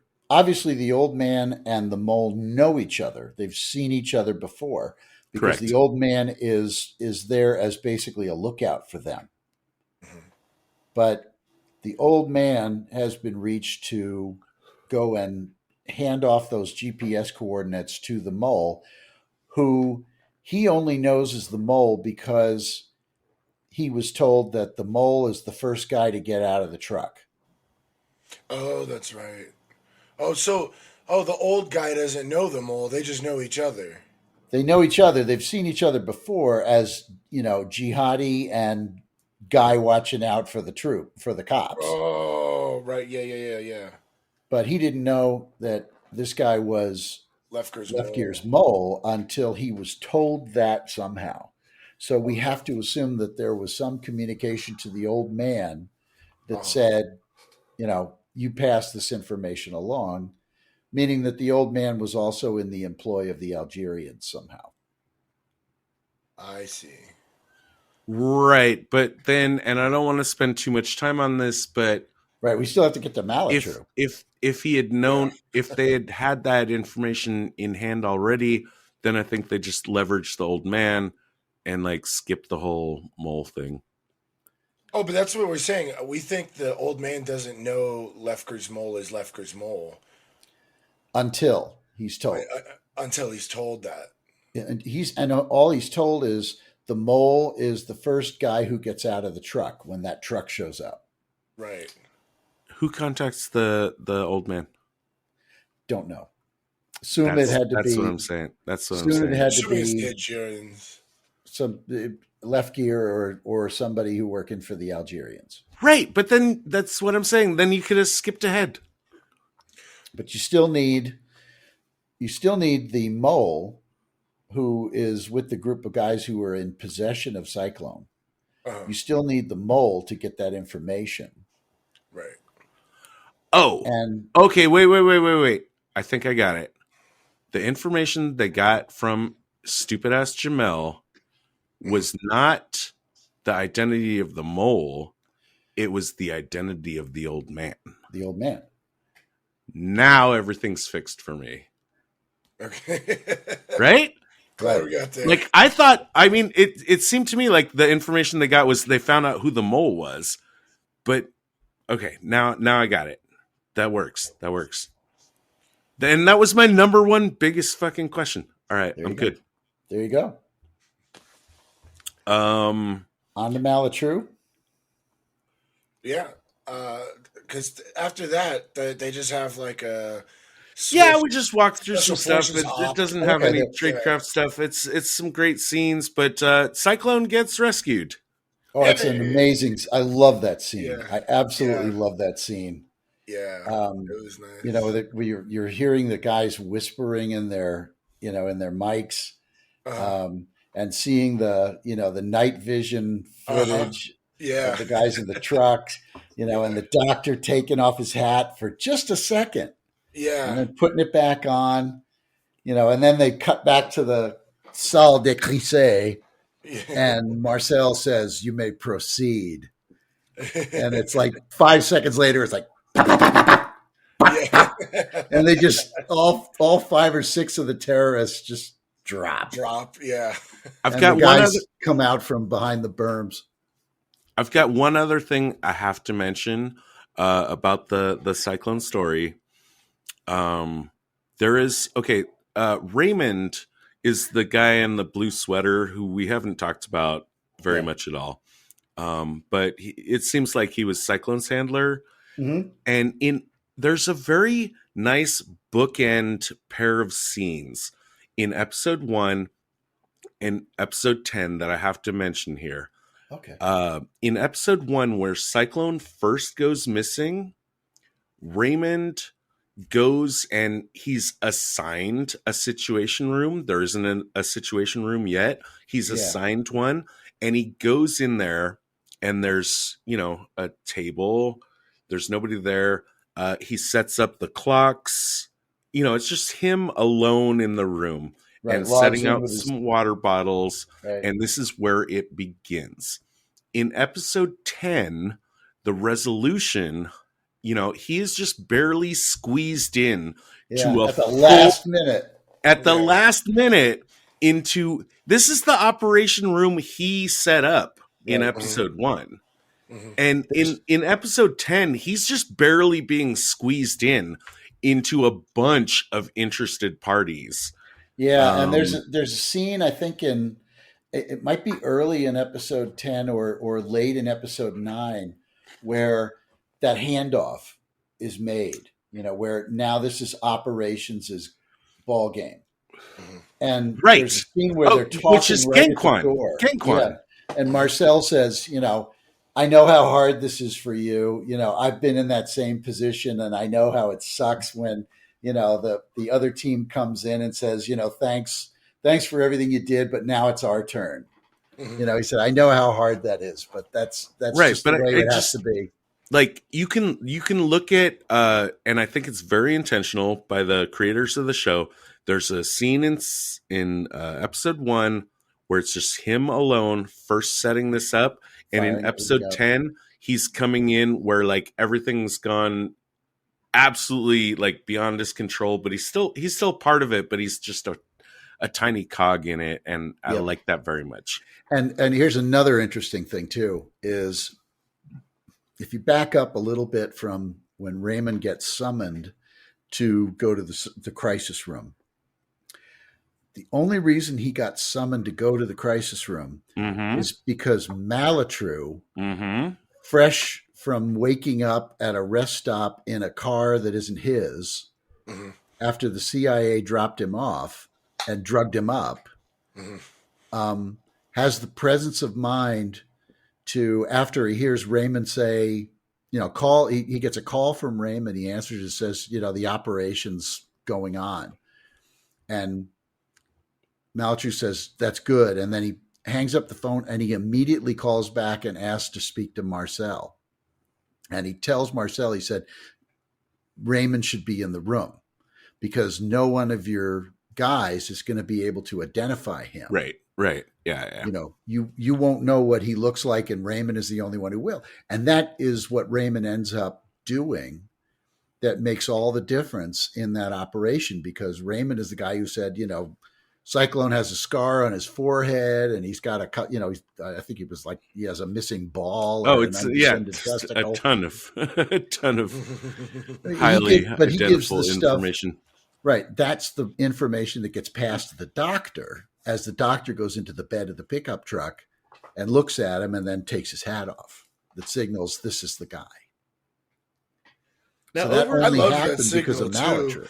because that's such a good signal. Because if you're a doctor out in the middle of nowhere, you get that I don't know what you call it, like that, I guess, pantomime of taking the hat out, scratching your head like you're a doctor and like someone's there, and it's like, oh boy, it Yeah. was one of those kind of, and it's really subtle, and you can remember like, okay, don't take the hat off or take the hat off, and I just like the way he does it. He does it like Yeah. he just scratches his head like, oh shit, what do we got here? Like, Yeah.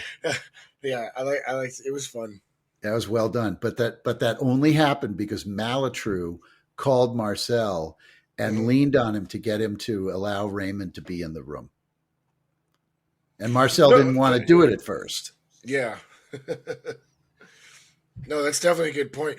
Yeah, it seems like Malatru, like he's got his, because he's our main protagonist that we're watching, but he just like has his fingers in everything, and Really it's like, does. yeah, like I don't know if anybody could humanly possibly pull off what he does. I mean, like you'd probably have like ulcers the size of like, I don't know, like quarters already or something. You'd probably be chugging Malox or something. Oh, unbelievable. I mean, he is, you can kind of see even at this early stage in the show that, there is something sociopathic about Guillaume de Billy. Yeah, absolutely. On the one hand, I mean, he's very emotional about his daughter, and he's obviously very emotional and very attached to Nadia. Mhm. But every other person in the show, except maybe Henri, Is he though? I see it through his actions. I'm not sure. I'm not sure that I see it through his. We get his internal monologues at the end of a lot of episodes where he kind of wraps things up in a yeah, very French way. yeah, But yeah, he's played very well and written very well in a way that I could see him go left or right and still buy it and still realize like, hey, actually, I think I was, I'm saying me as an audience member for a moment, like maybe I thought I knew this guy, but I actually don't. mm-hmm. And that's also actually how I kind of wanted to lead into the debate Nadia story, which is our third story, which is kind of like a non-op. This is like his private fuck up Mhm. with him being obsessed with Nadia. To mention that I think there's an interesting thing that showrunners or creators of this show like they feel like they need to have, our main character needs to have a flaw. Mm-hmm. And Debate definitely has a flaw. At least one. Mm-hmm. He made, he says that, I think, to Marie Jean at some point late in the season, He says, I made one mistake, and everything I've done since then has been trying to fix that one mistake. And that one mistake happens in the first 15 minutes of the first episode. It's when he decides to call Nadia's phone number, which he hasn't gotten rid of yet, Mm-hmm. to find out if she's okay, because there was a news story Right. about a bomb Yeah, he didn't at clean her house. university. He didn't clean house completely in his head. And that's when he finds out that she's actually in Paris, and everything flows from there. But that was the one mistake. And he'd really already made that mistake. It was just waiting to happen, because if you remember, he had already turned in most, but not all, of his legend ID. Mm-hmm. Right. He had held Yeah, back he that. kept the one thing in his secret little bathroom compartment. Yeah. Yeah. So the point I wanted to make was, spy stories, spy movies. David and I have talked about this a lot. Like, there's often not a great like character arc, of like development of facing an internal challenge and overcoming it in a way that like good spies. I'm trying to say like we as an audience need a spy that has a flaw. I get it. One thing I gotta say, like, I really feel like, I mean, I already know that DeBay is gonna be involved in the next 5 seasons, but I feel like his fuck up with Nadia should have been grounds for disqualification, and here's your retirement check, go bye. Mm-hmm. That's me. I absolutely think that You're not wrong. in Homeland, what's her name? Harry. Yeah. Once they find out, like, I mean, who knows how she like managed to keep her. What is she, bipolar? Yeah, she's got bipolar disorder, and she kept that a secret. And then she's stripping, a probable double traitor, in the form of Nick Brody. Also, in the first couple seasons. Reason for disqualification and scoot them out of the service. Yeah. But I don't think that audiences like ourselves are going to tolerate watching a drama unfold with people that don't have these like really glaring flaws, which in reality should be disqualifying.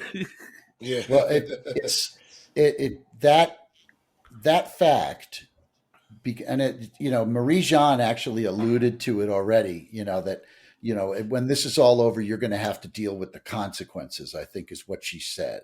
Yeah. And that I says it in that kitchen. Like, this can't go unnoticed. Right. And it's absolutely, and I mean, obviously his bosses know, because he had to come to his bosses eventually when the Syrians started tailing him. So his bosses know exactly what he did. Mm-hmm. But for their own reasons, they're trying to help prevent them from figuring out that Paul Lefevre is in actuality a real live French agent, which the Syrians already suspect. Well, it's not giving anything away to say that set of consequences is not going away in the second season. They're the first episodes of that address that directly, and I can't really tell you more about seasons than that. I guess I just want to wrap this up. Let me try to wrap this up by saying, like, my thesis is that you can't have a spy story that we would care about unless our main character has some kind of flaw, which is actually very unrealistic. Mm-hmm. Like, DeBailey has a flaw that should by all logic excuse him from the show. But if you excused him from the show, we wouldn't have anyone to care about. We wouldn't have a show. We want the flawed person. We want the one unrealistic thing about our spy hero has to be in place for us to care. Mm-hmm. Right. If we just watched everyone doing their job and not fucking up and not having these flaws, Yeah. like we would get bored. Right. Yeah. All right. Absolutely agree. Up until here, okay, so we know what happened. Like, you know, he got involved with someone that was just part of his cover, not part of his target. Mm-hmm. Fell in love. I believe it. Yeah, absolutely. Yeah, I think it's very honest. Yeah. And at this point, he feels like the only way that he can actually protect her is to totally come clean. We talked about that in the episode 6. And so in order to get the resources he needs to protect her, he's going to have to turn her. That's what deal he agrees to with the French. Now it's actually, I mean, if you're talking about the whole season, he realizes very quickly. At first he thinks, once he knows that she is in Paris related to these so-called secret negotiations, he thinks that she is there spying on him. Mm-hmm. That's his paranoid response to that. And it takes him a little while to realize that, no, she's not there spying on him. She's there innocently, but clandestinely, Mm-hmm. over something that has nothing to do with either of them. But at the same time, he realizes that now that she and he have gotten together, he has to go back to his legend. He can't afford to let her know that he's not Paul Lefevre, he's Guillaume de Bailly. He has to break back out the Paul Lefevre legend, so that the Syrians who start tailing him will still think that they're tailing a French teacher who just came back from Syria after going to Jordan for 6 months. Right. And he tries doing that on his own for a little while and screws it up enough that he has to get the DGSE involved to help him do it. Mm-hmm. And the DGSE was willing to do that only up to a point. Mm-hmm.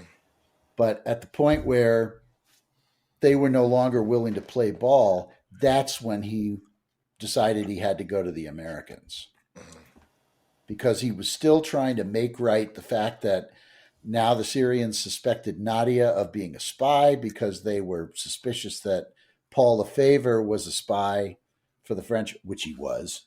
Mm-hmm. And so the only way he could remedy this entire situation was to go to the Americans and try to get their help. And that's that meeting that he has, with Mr. Chelouis, who is an American guy, with a French, who can speak French. Mm-hmm. And then there's 2 American lugs sitting there, in the room with him who don't. And he tests them by asking them, Right. by asking them for a drink in French. And they go, oh. Right. And he has to speak in English. You'd think that, the CIA would have people in France who spoke French, but you'd be Absolutely. wrong. And maybe they do, and maybe that's just the French, throwing a dig at the CIA. Yeah, Probably. right. I mean, if you get right down to it, I mean, the fact that the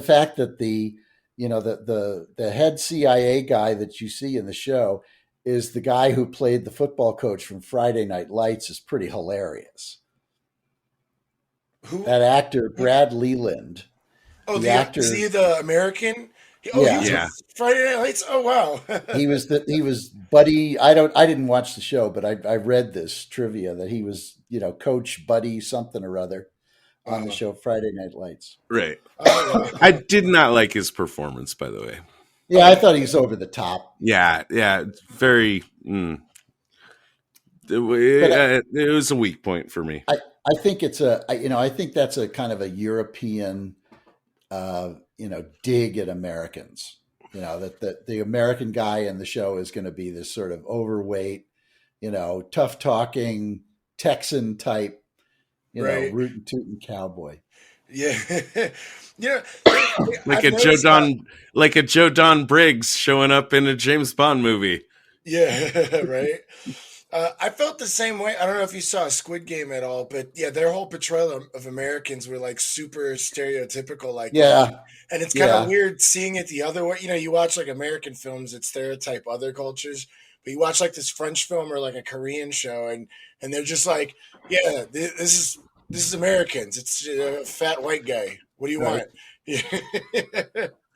There will be other Americans in later seasons that are not quite that. Okay. Um, but I don't want to give too much away. Well, Okay. I mean, I had to step away for a second, but we did have we mentioned that Nadia turns him down? Yeah. No, we haven't talked about that yet, but that is, I think that's just a beautiful scene Hmm. between the two of them because it is as sincere as you ever see Guillaume/Paul Hmm. behave in the entire season. I mean, there is nothing that he is more sincere about than trying to get Nadia to see that the only way that she will not get harmed, that she will not get arrested and thrown into prison in Syria, is to accept their offer of political asylum in France and turn. And she just flat turns him down. Hmm. Flat turns him down. Flat, Yeah. flat. Which I shouldn't be surprised by. Like, I'm only surprised by because it's the show. It's kind of like, as an audience member, like I know or I feel like I know how these shows kind of gonna go. But like, to be perfectly honest, Nadia and DeBailly don't have any fucking actual chemistry. Like, there's no. I mean, he can talk about how much he fucking loves her left and right all day, up and down, but I've never seen it. I really just haven't seen. It is a slow burn between them. Hmm. But I full disclosure, cards on the table here. I crush on Nadia's character on the show. Oh I think yeah. she's just an amazingly beautiful woman, and I've had Arab friends who have seen the show who say that her Syrian accent is very well done for someone who I think her history is that she was born in Morocco and raised in France and went to university in Canada and the United States.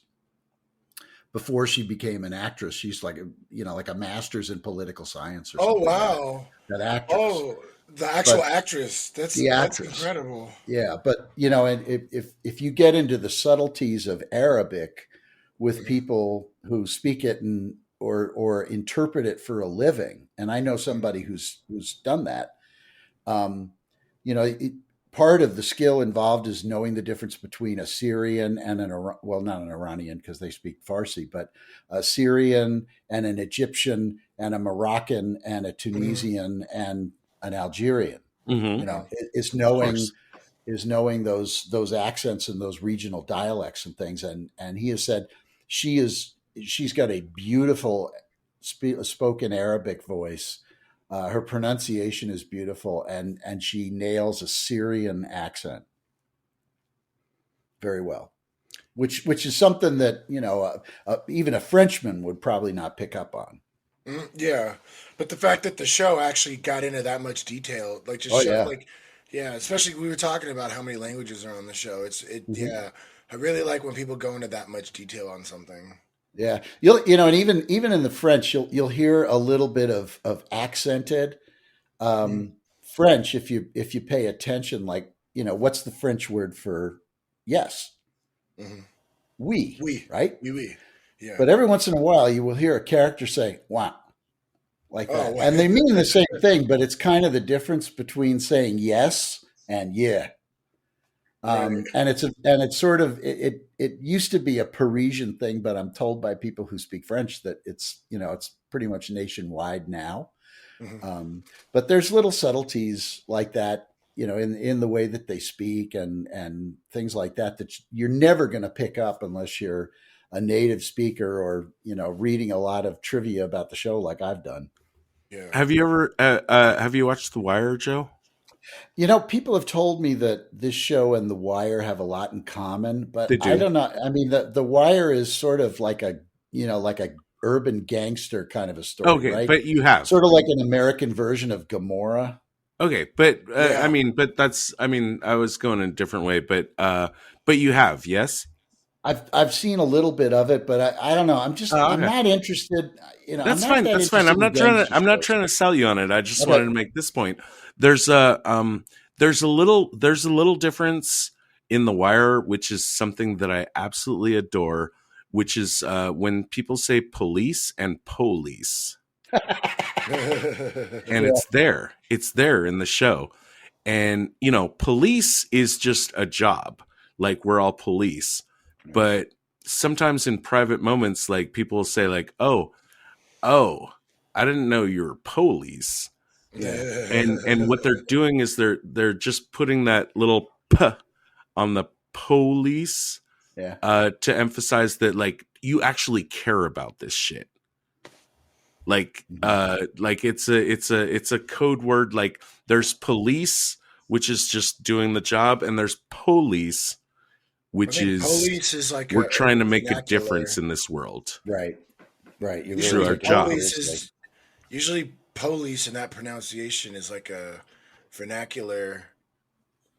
Yeah. So it's like a black It is. vernacular. Yeah. Yeah. Usually, like you'll hear it like in rap songs. Hmm. Yeah. That's an interesting point. I hadn't thought of that because I haven't watched The Wire, but yeah, there's things like that I'm sure that have gone way over my head because I'm not a native French speaker Right. or even a French speaker.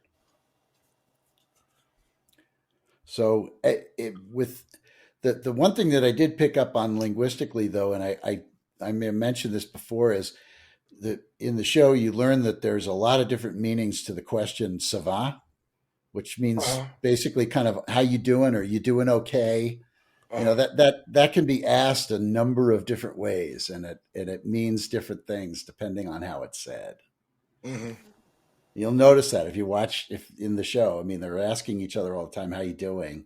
"Ça va," and it has a lot of different connotations. Yeah. So like mechanically though, or story wise though, again, I feel like I shouldn't have been surprised that Nadia says no to Paul, because I don't think, when we get to that point, she really doesn't have that much invested. I mean, he's a fuck buddy. She's not as important to him as he thinks she is, right? Hmm. I think you're right. It's not Okay. giving anything away to say that this relationship um, spans the arc of the entire show. Yeah. Oh wow. Okay. Well, In that hot is. and I think cold, that is and giving mostly something away. mostly at a big distance. Uh-huh. But Right. But okay. this But relationship it remains important in the at show. least from my perspective, at this point, like DeBay has misread the situation. Like I think he honestly thought she would take his offer, and Yeah. she doesn't, and that surprises him. Mhm. And Balmez is gonna, lay on him the idea that like you're not really in love with her, you're in love with with being someone being else, with being someone right? else. Yeah. Right. And that's something that I as an audience member still need to carry. But she's definitely gone a different way. At this point, it's where he starts playing some really bold moves, and I'm not sure. I want to stop here and say, like, is she worth it? I want to ask that question, like, because I did give her the choice. She made the choice. how far down the rabbit hole, how much do I need to sacrifice? How much do I need to dishonor her choice, her clearly stated choice, to try to save her from her own decisions? I think not nearly as much as what he does. Any thoughts from you guys? Well, if you're in love with someone, well, for most people that like have experienced being in love with someone like that, they're gonna go through great lengths to protect them. You know, And the fact he feels so responsible right? for Well, yeah, and the there's that he's situation responsible that for her she's like in. demise. Yeah. Everything that's about to happen to her, and you only get just that one little video clip of her, that Nadim sends him at the very Mhm. end of the last episode. He sends her. Well, it's actually not the end of the last episode.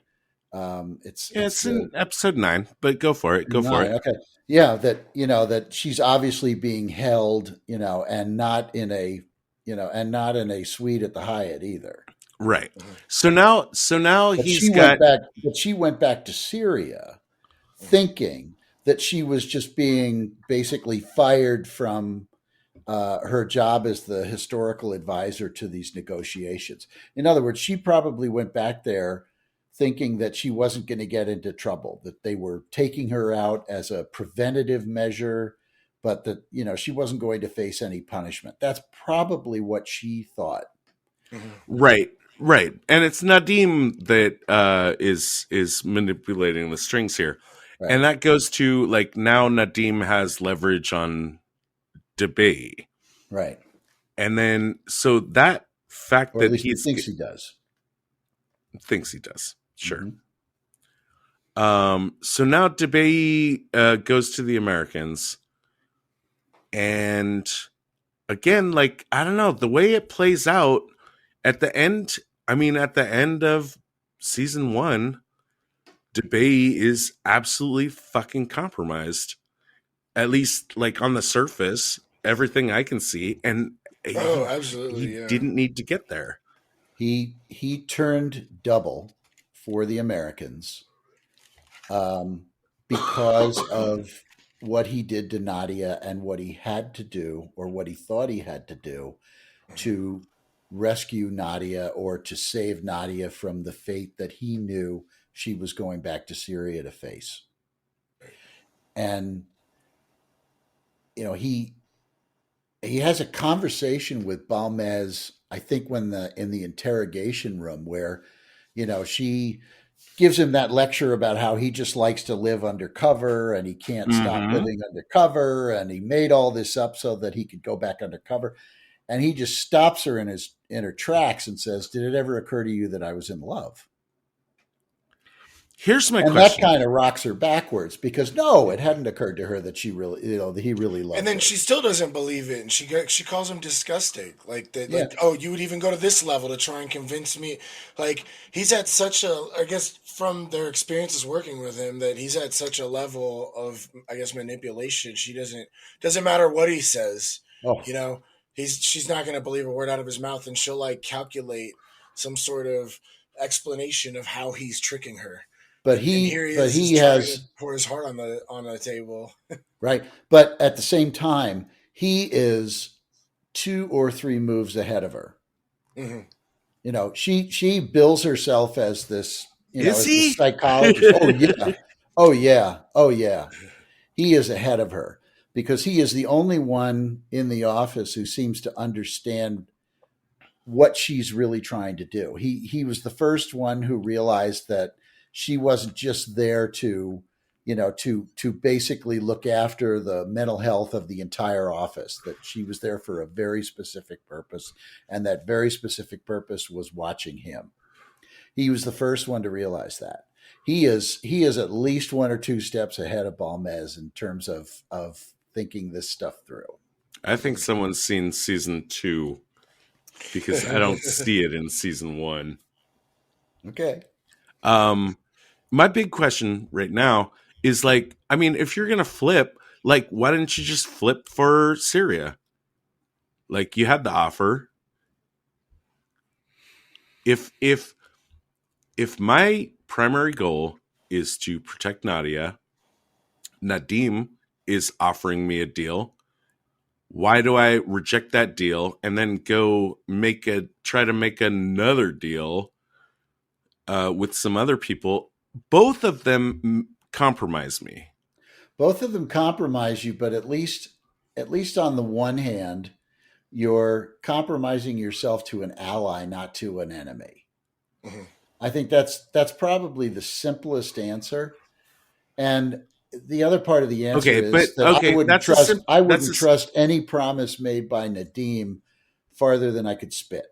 I mean, Nadim was promising him when they met in the car, he was promising him, she can live or she can die, you decide. Now, when you're talking about Syria, everybody dies. Nobody gets off. And I think that Maltru's smart enough to know that. But if you go to the Americans are actually going to try to do something. Now they haven't see, really, other than I guess, extending the use of the Feliz setup for the rescue operation for Cyclone. The Americans haven't really done anything, as far as we know. They've given them a little bit of intelligence on where Nadia is by the end of the season, but that's all they've really done. So it's kind of left up in the air. Well, what are the Americans really going to do for Malatru as a result of his going double for him? well, it turns out they're not going to do shit, and he should have known that. Like, that's where I get a little bit off board the train for a second. Well, you gotta hang in there because like some other stuff that this is the second season is a pickup on this story. Okay, but we can put a pin on that, though. That, like, for me, right now, by the end of season 10, from what I know as the Debate character, like, I don't think there's any reason for me to have not just taken Nadim's offer. Like, what I've seen in this season gives me no reason to think that he should have, like, started triple crossing around. Mm. If his Nadia's lady, protecting his lady love is his primary concern. And I am deeply concerned about Balma's evaluation of him as someone that maybe isn't as much in love with her as he is in love with, the game. That question I don't think is ever going to be fully resolved.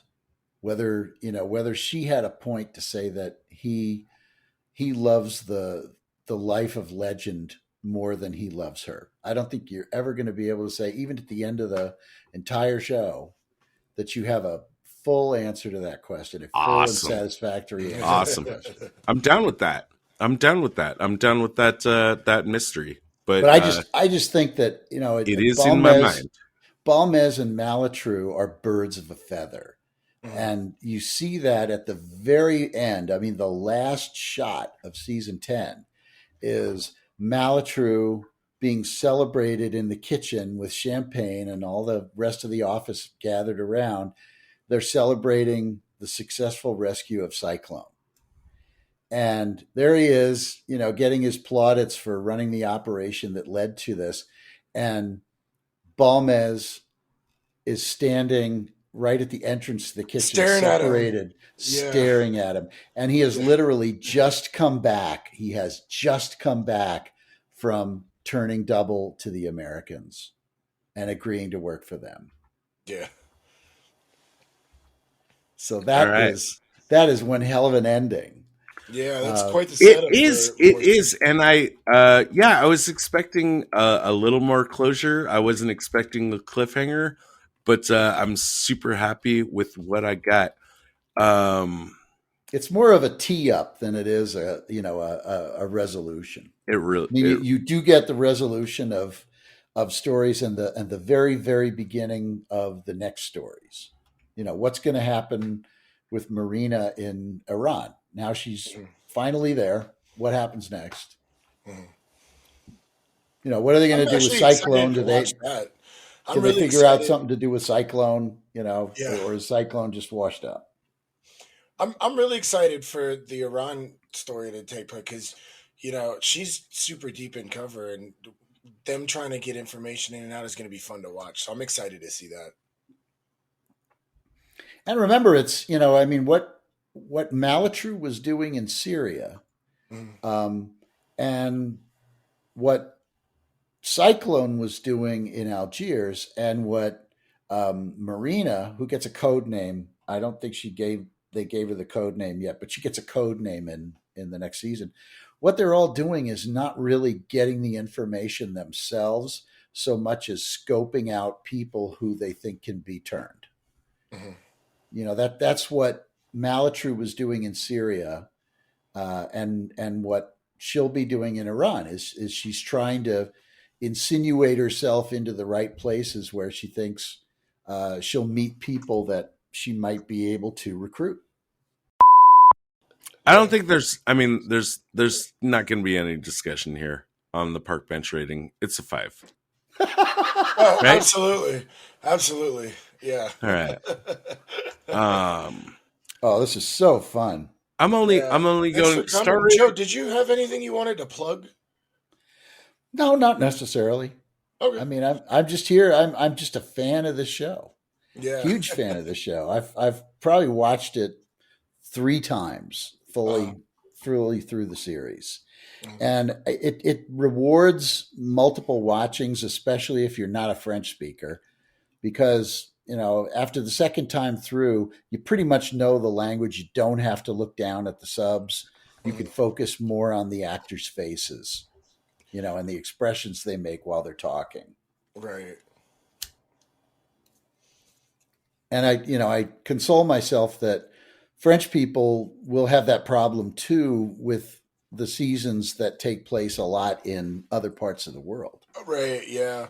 Yeah, but I mean, like, I feel like I watch a lot of subtitled stuff, and at some point, you get it pretty fast to where you can watch a little bit of the Mm-hmm. expressions. But you're absolutely right.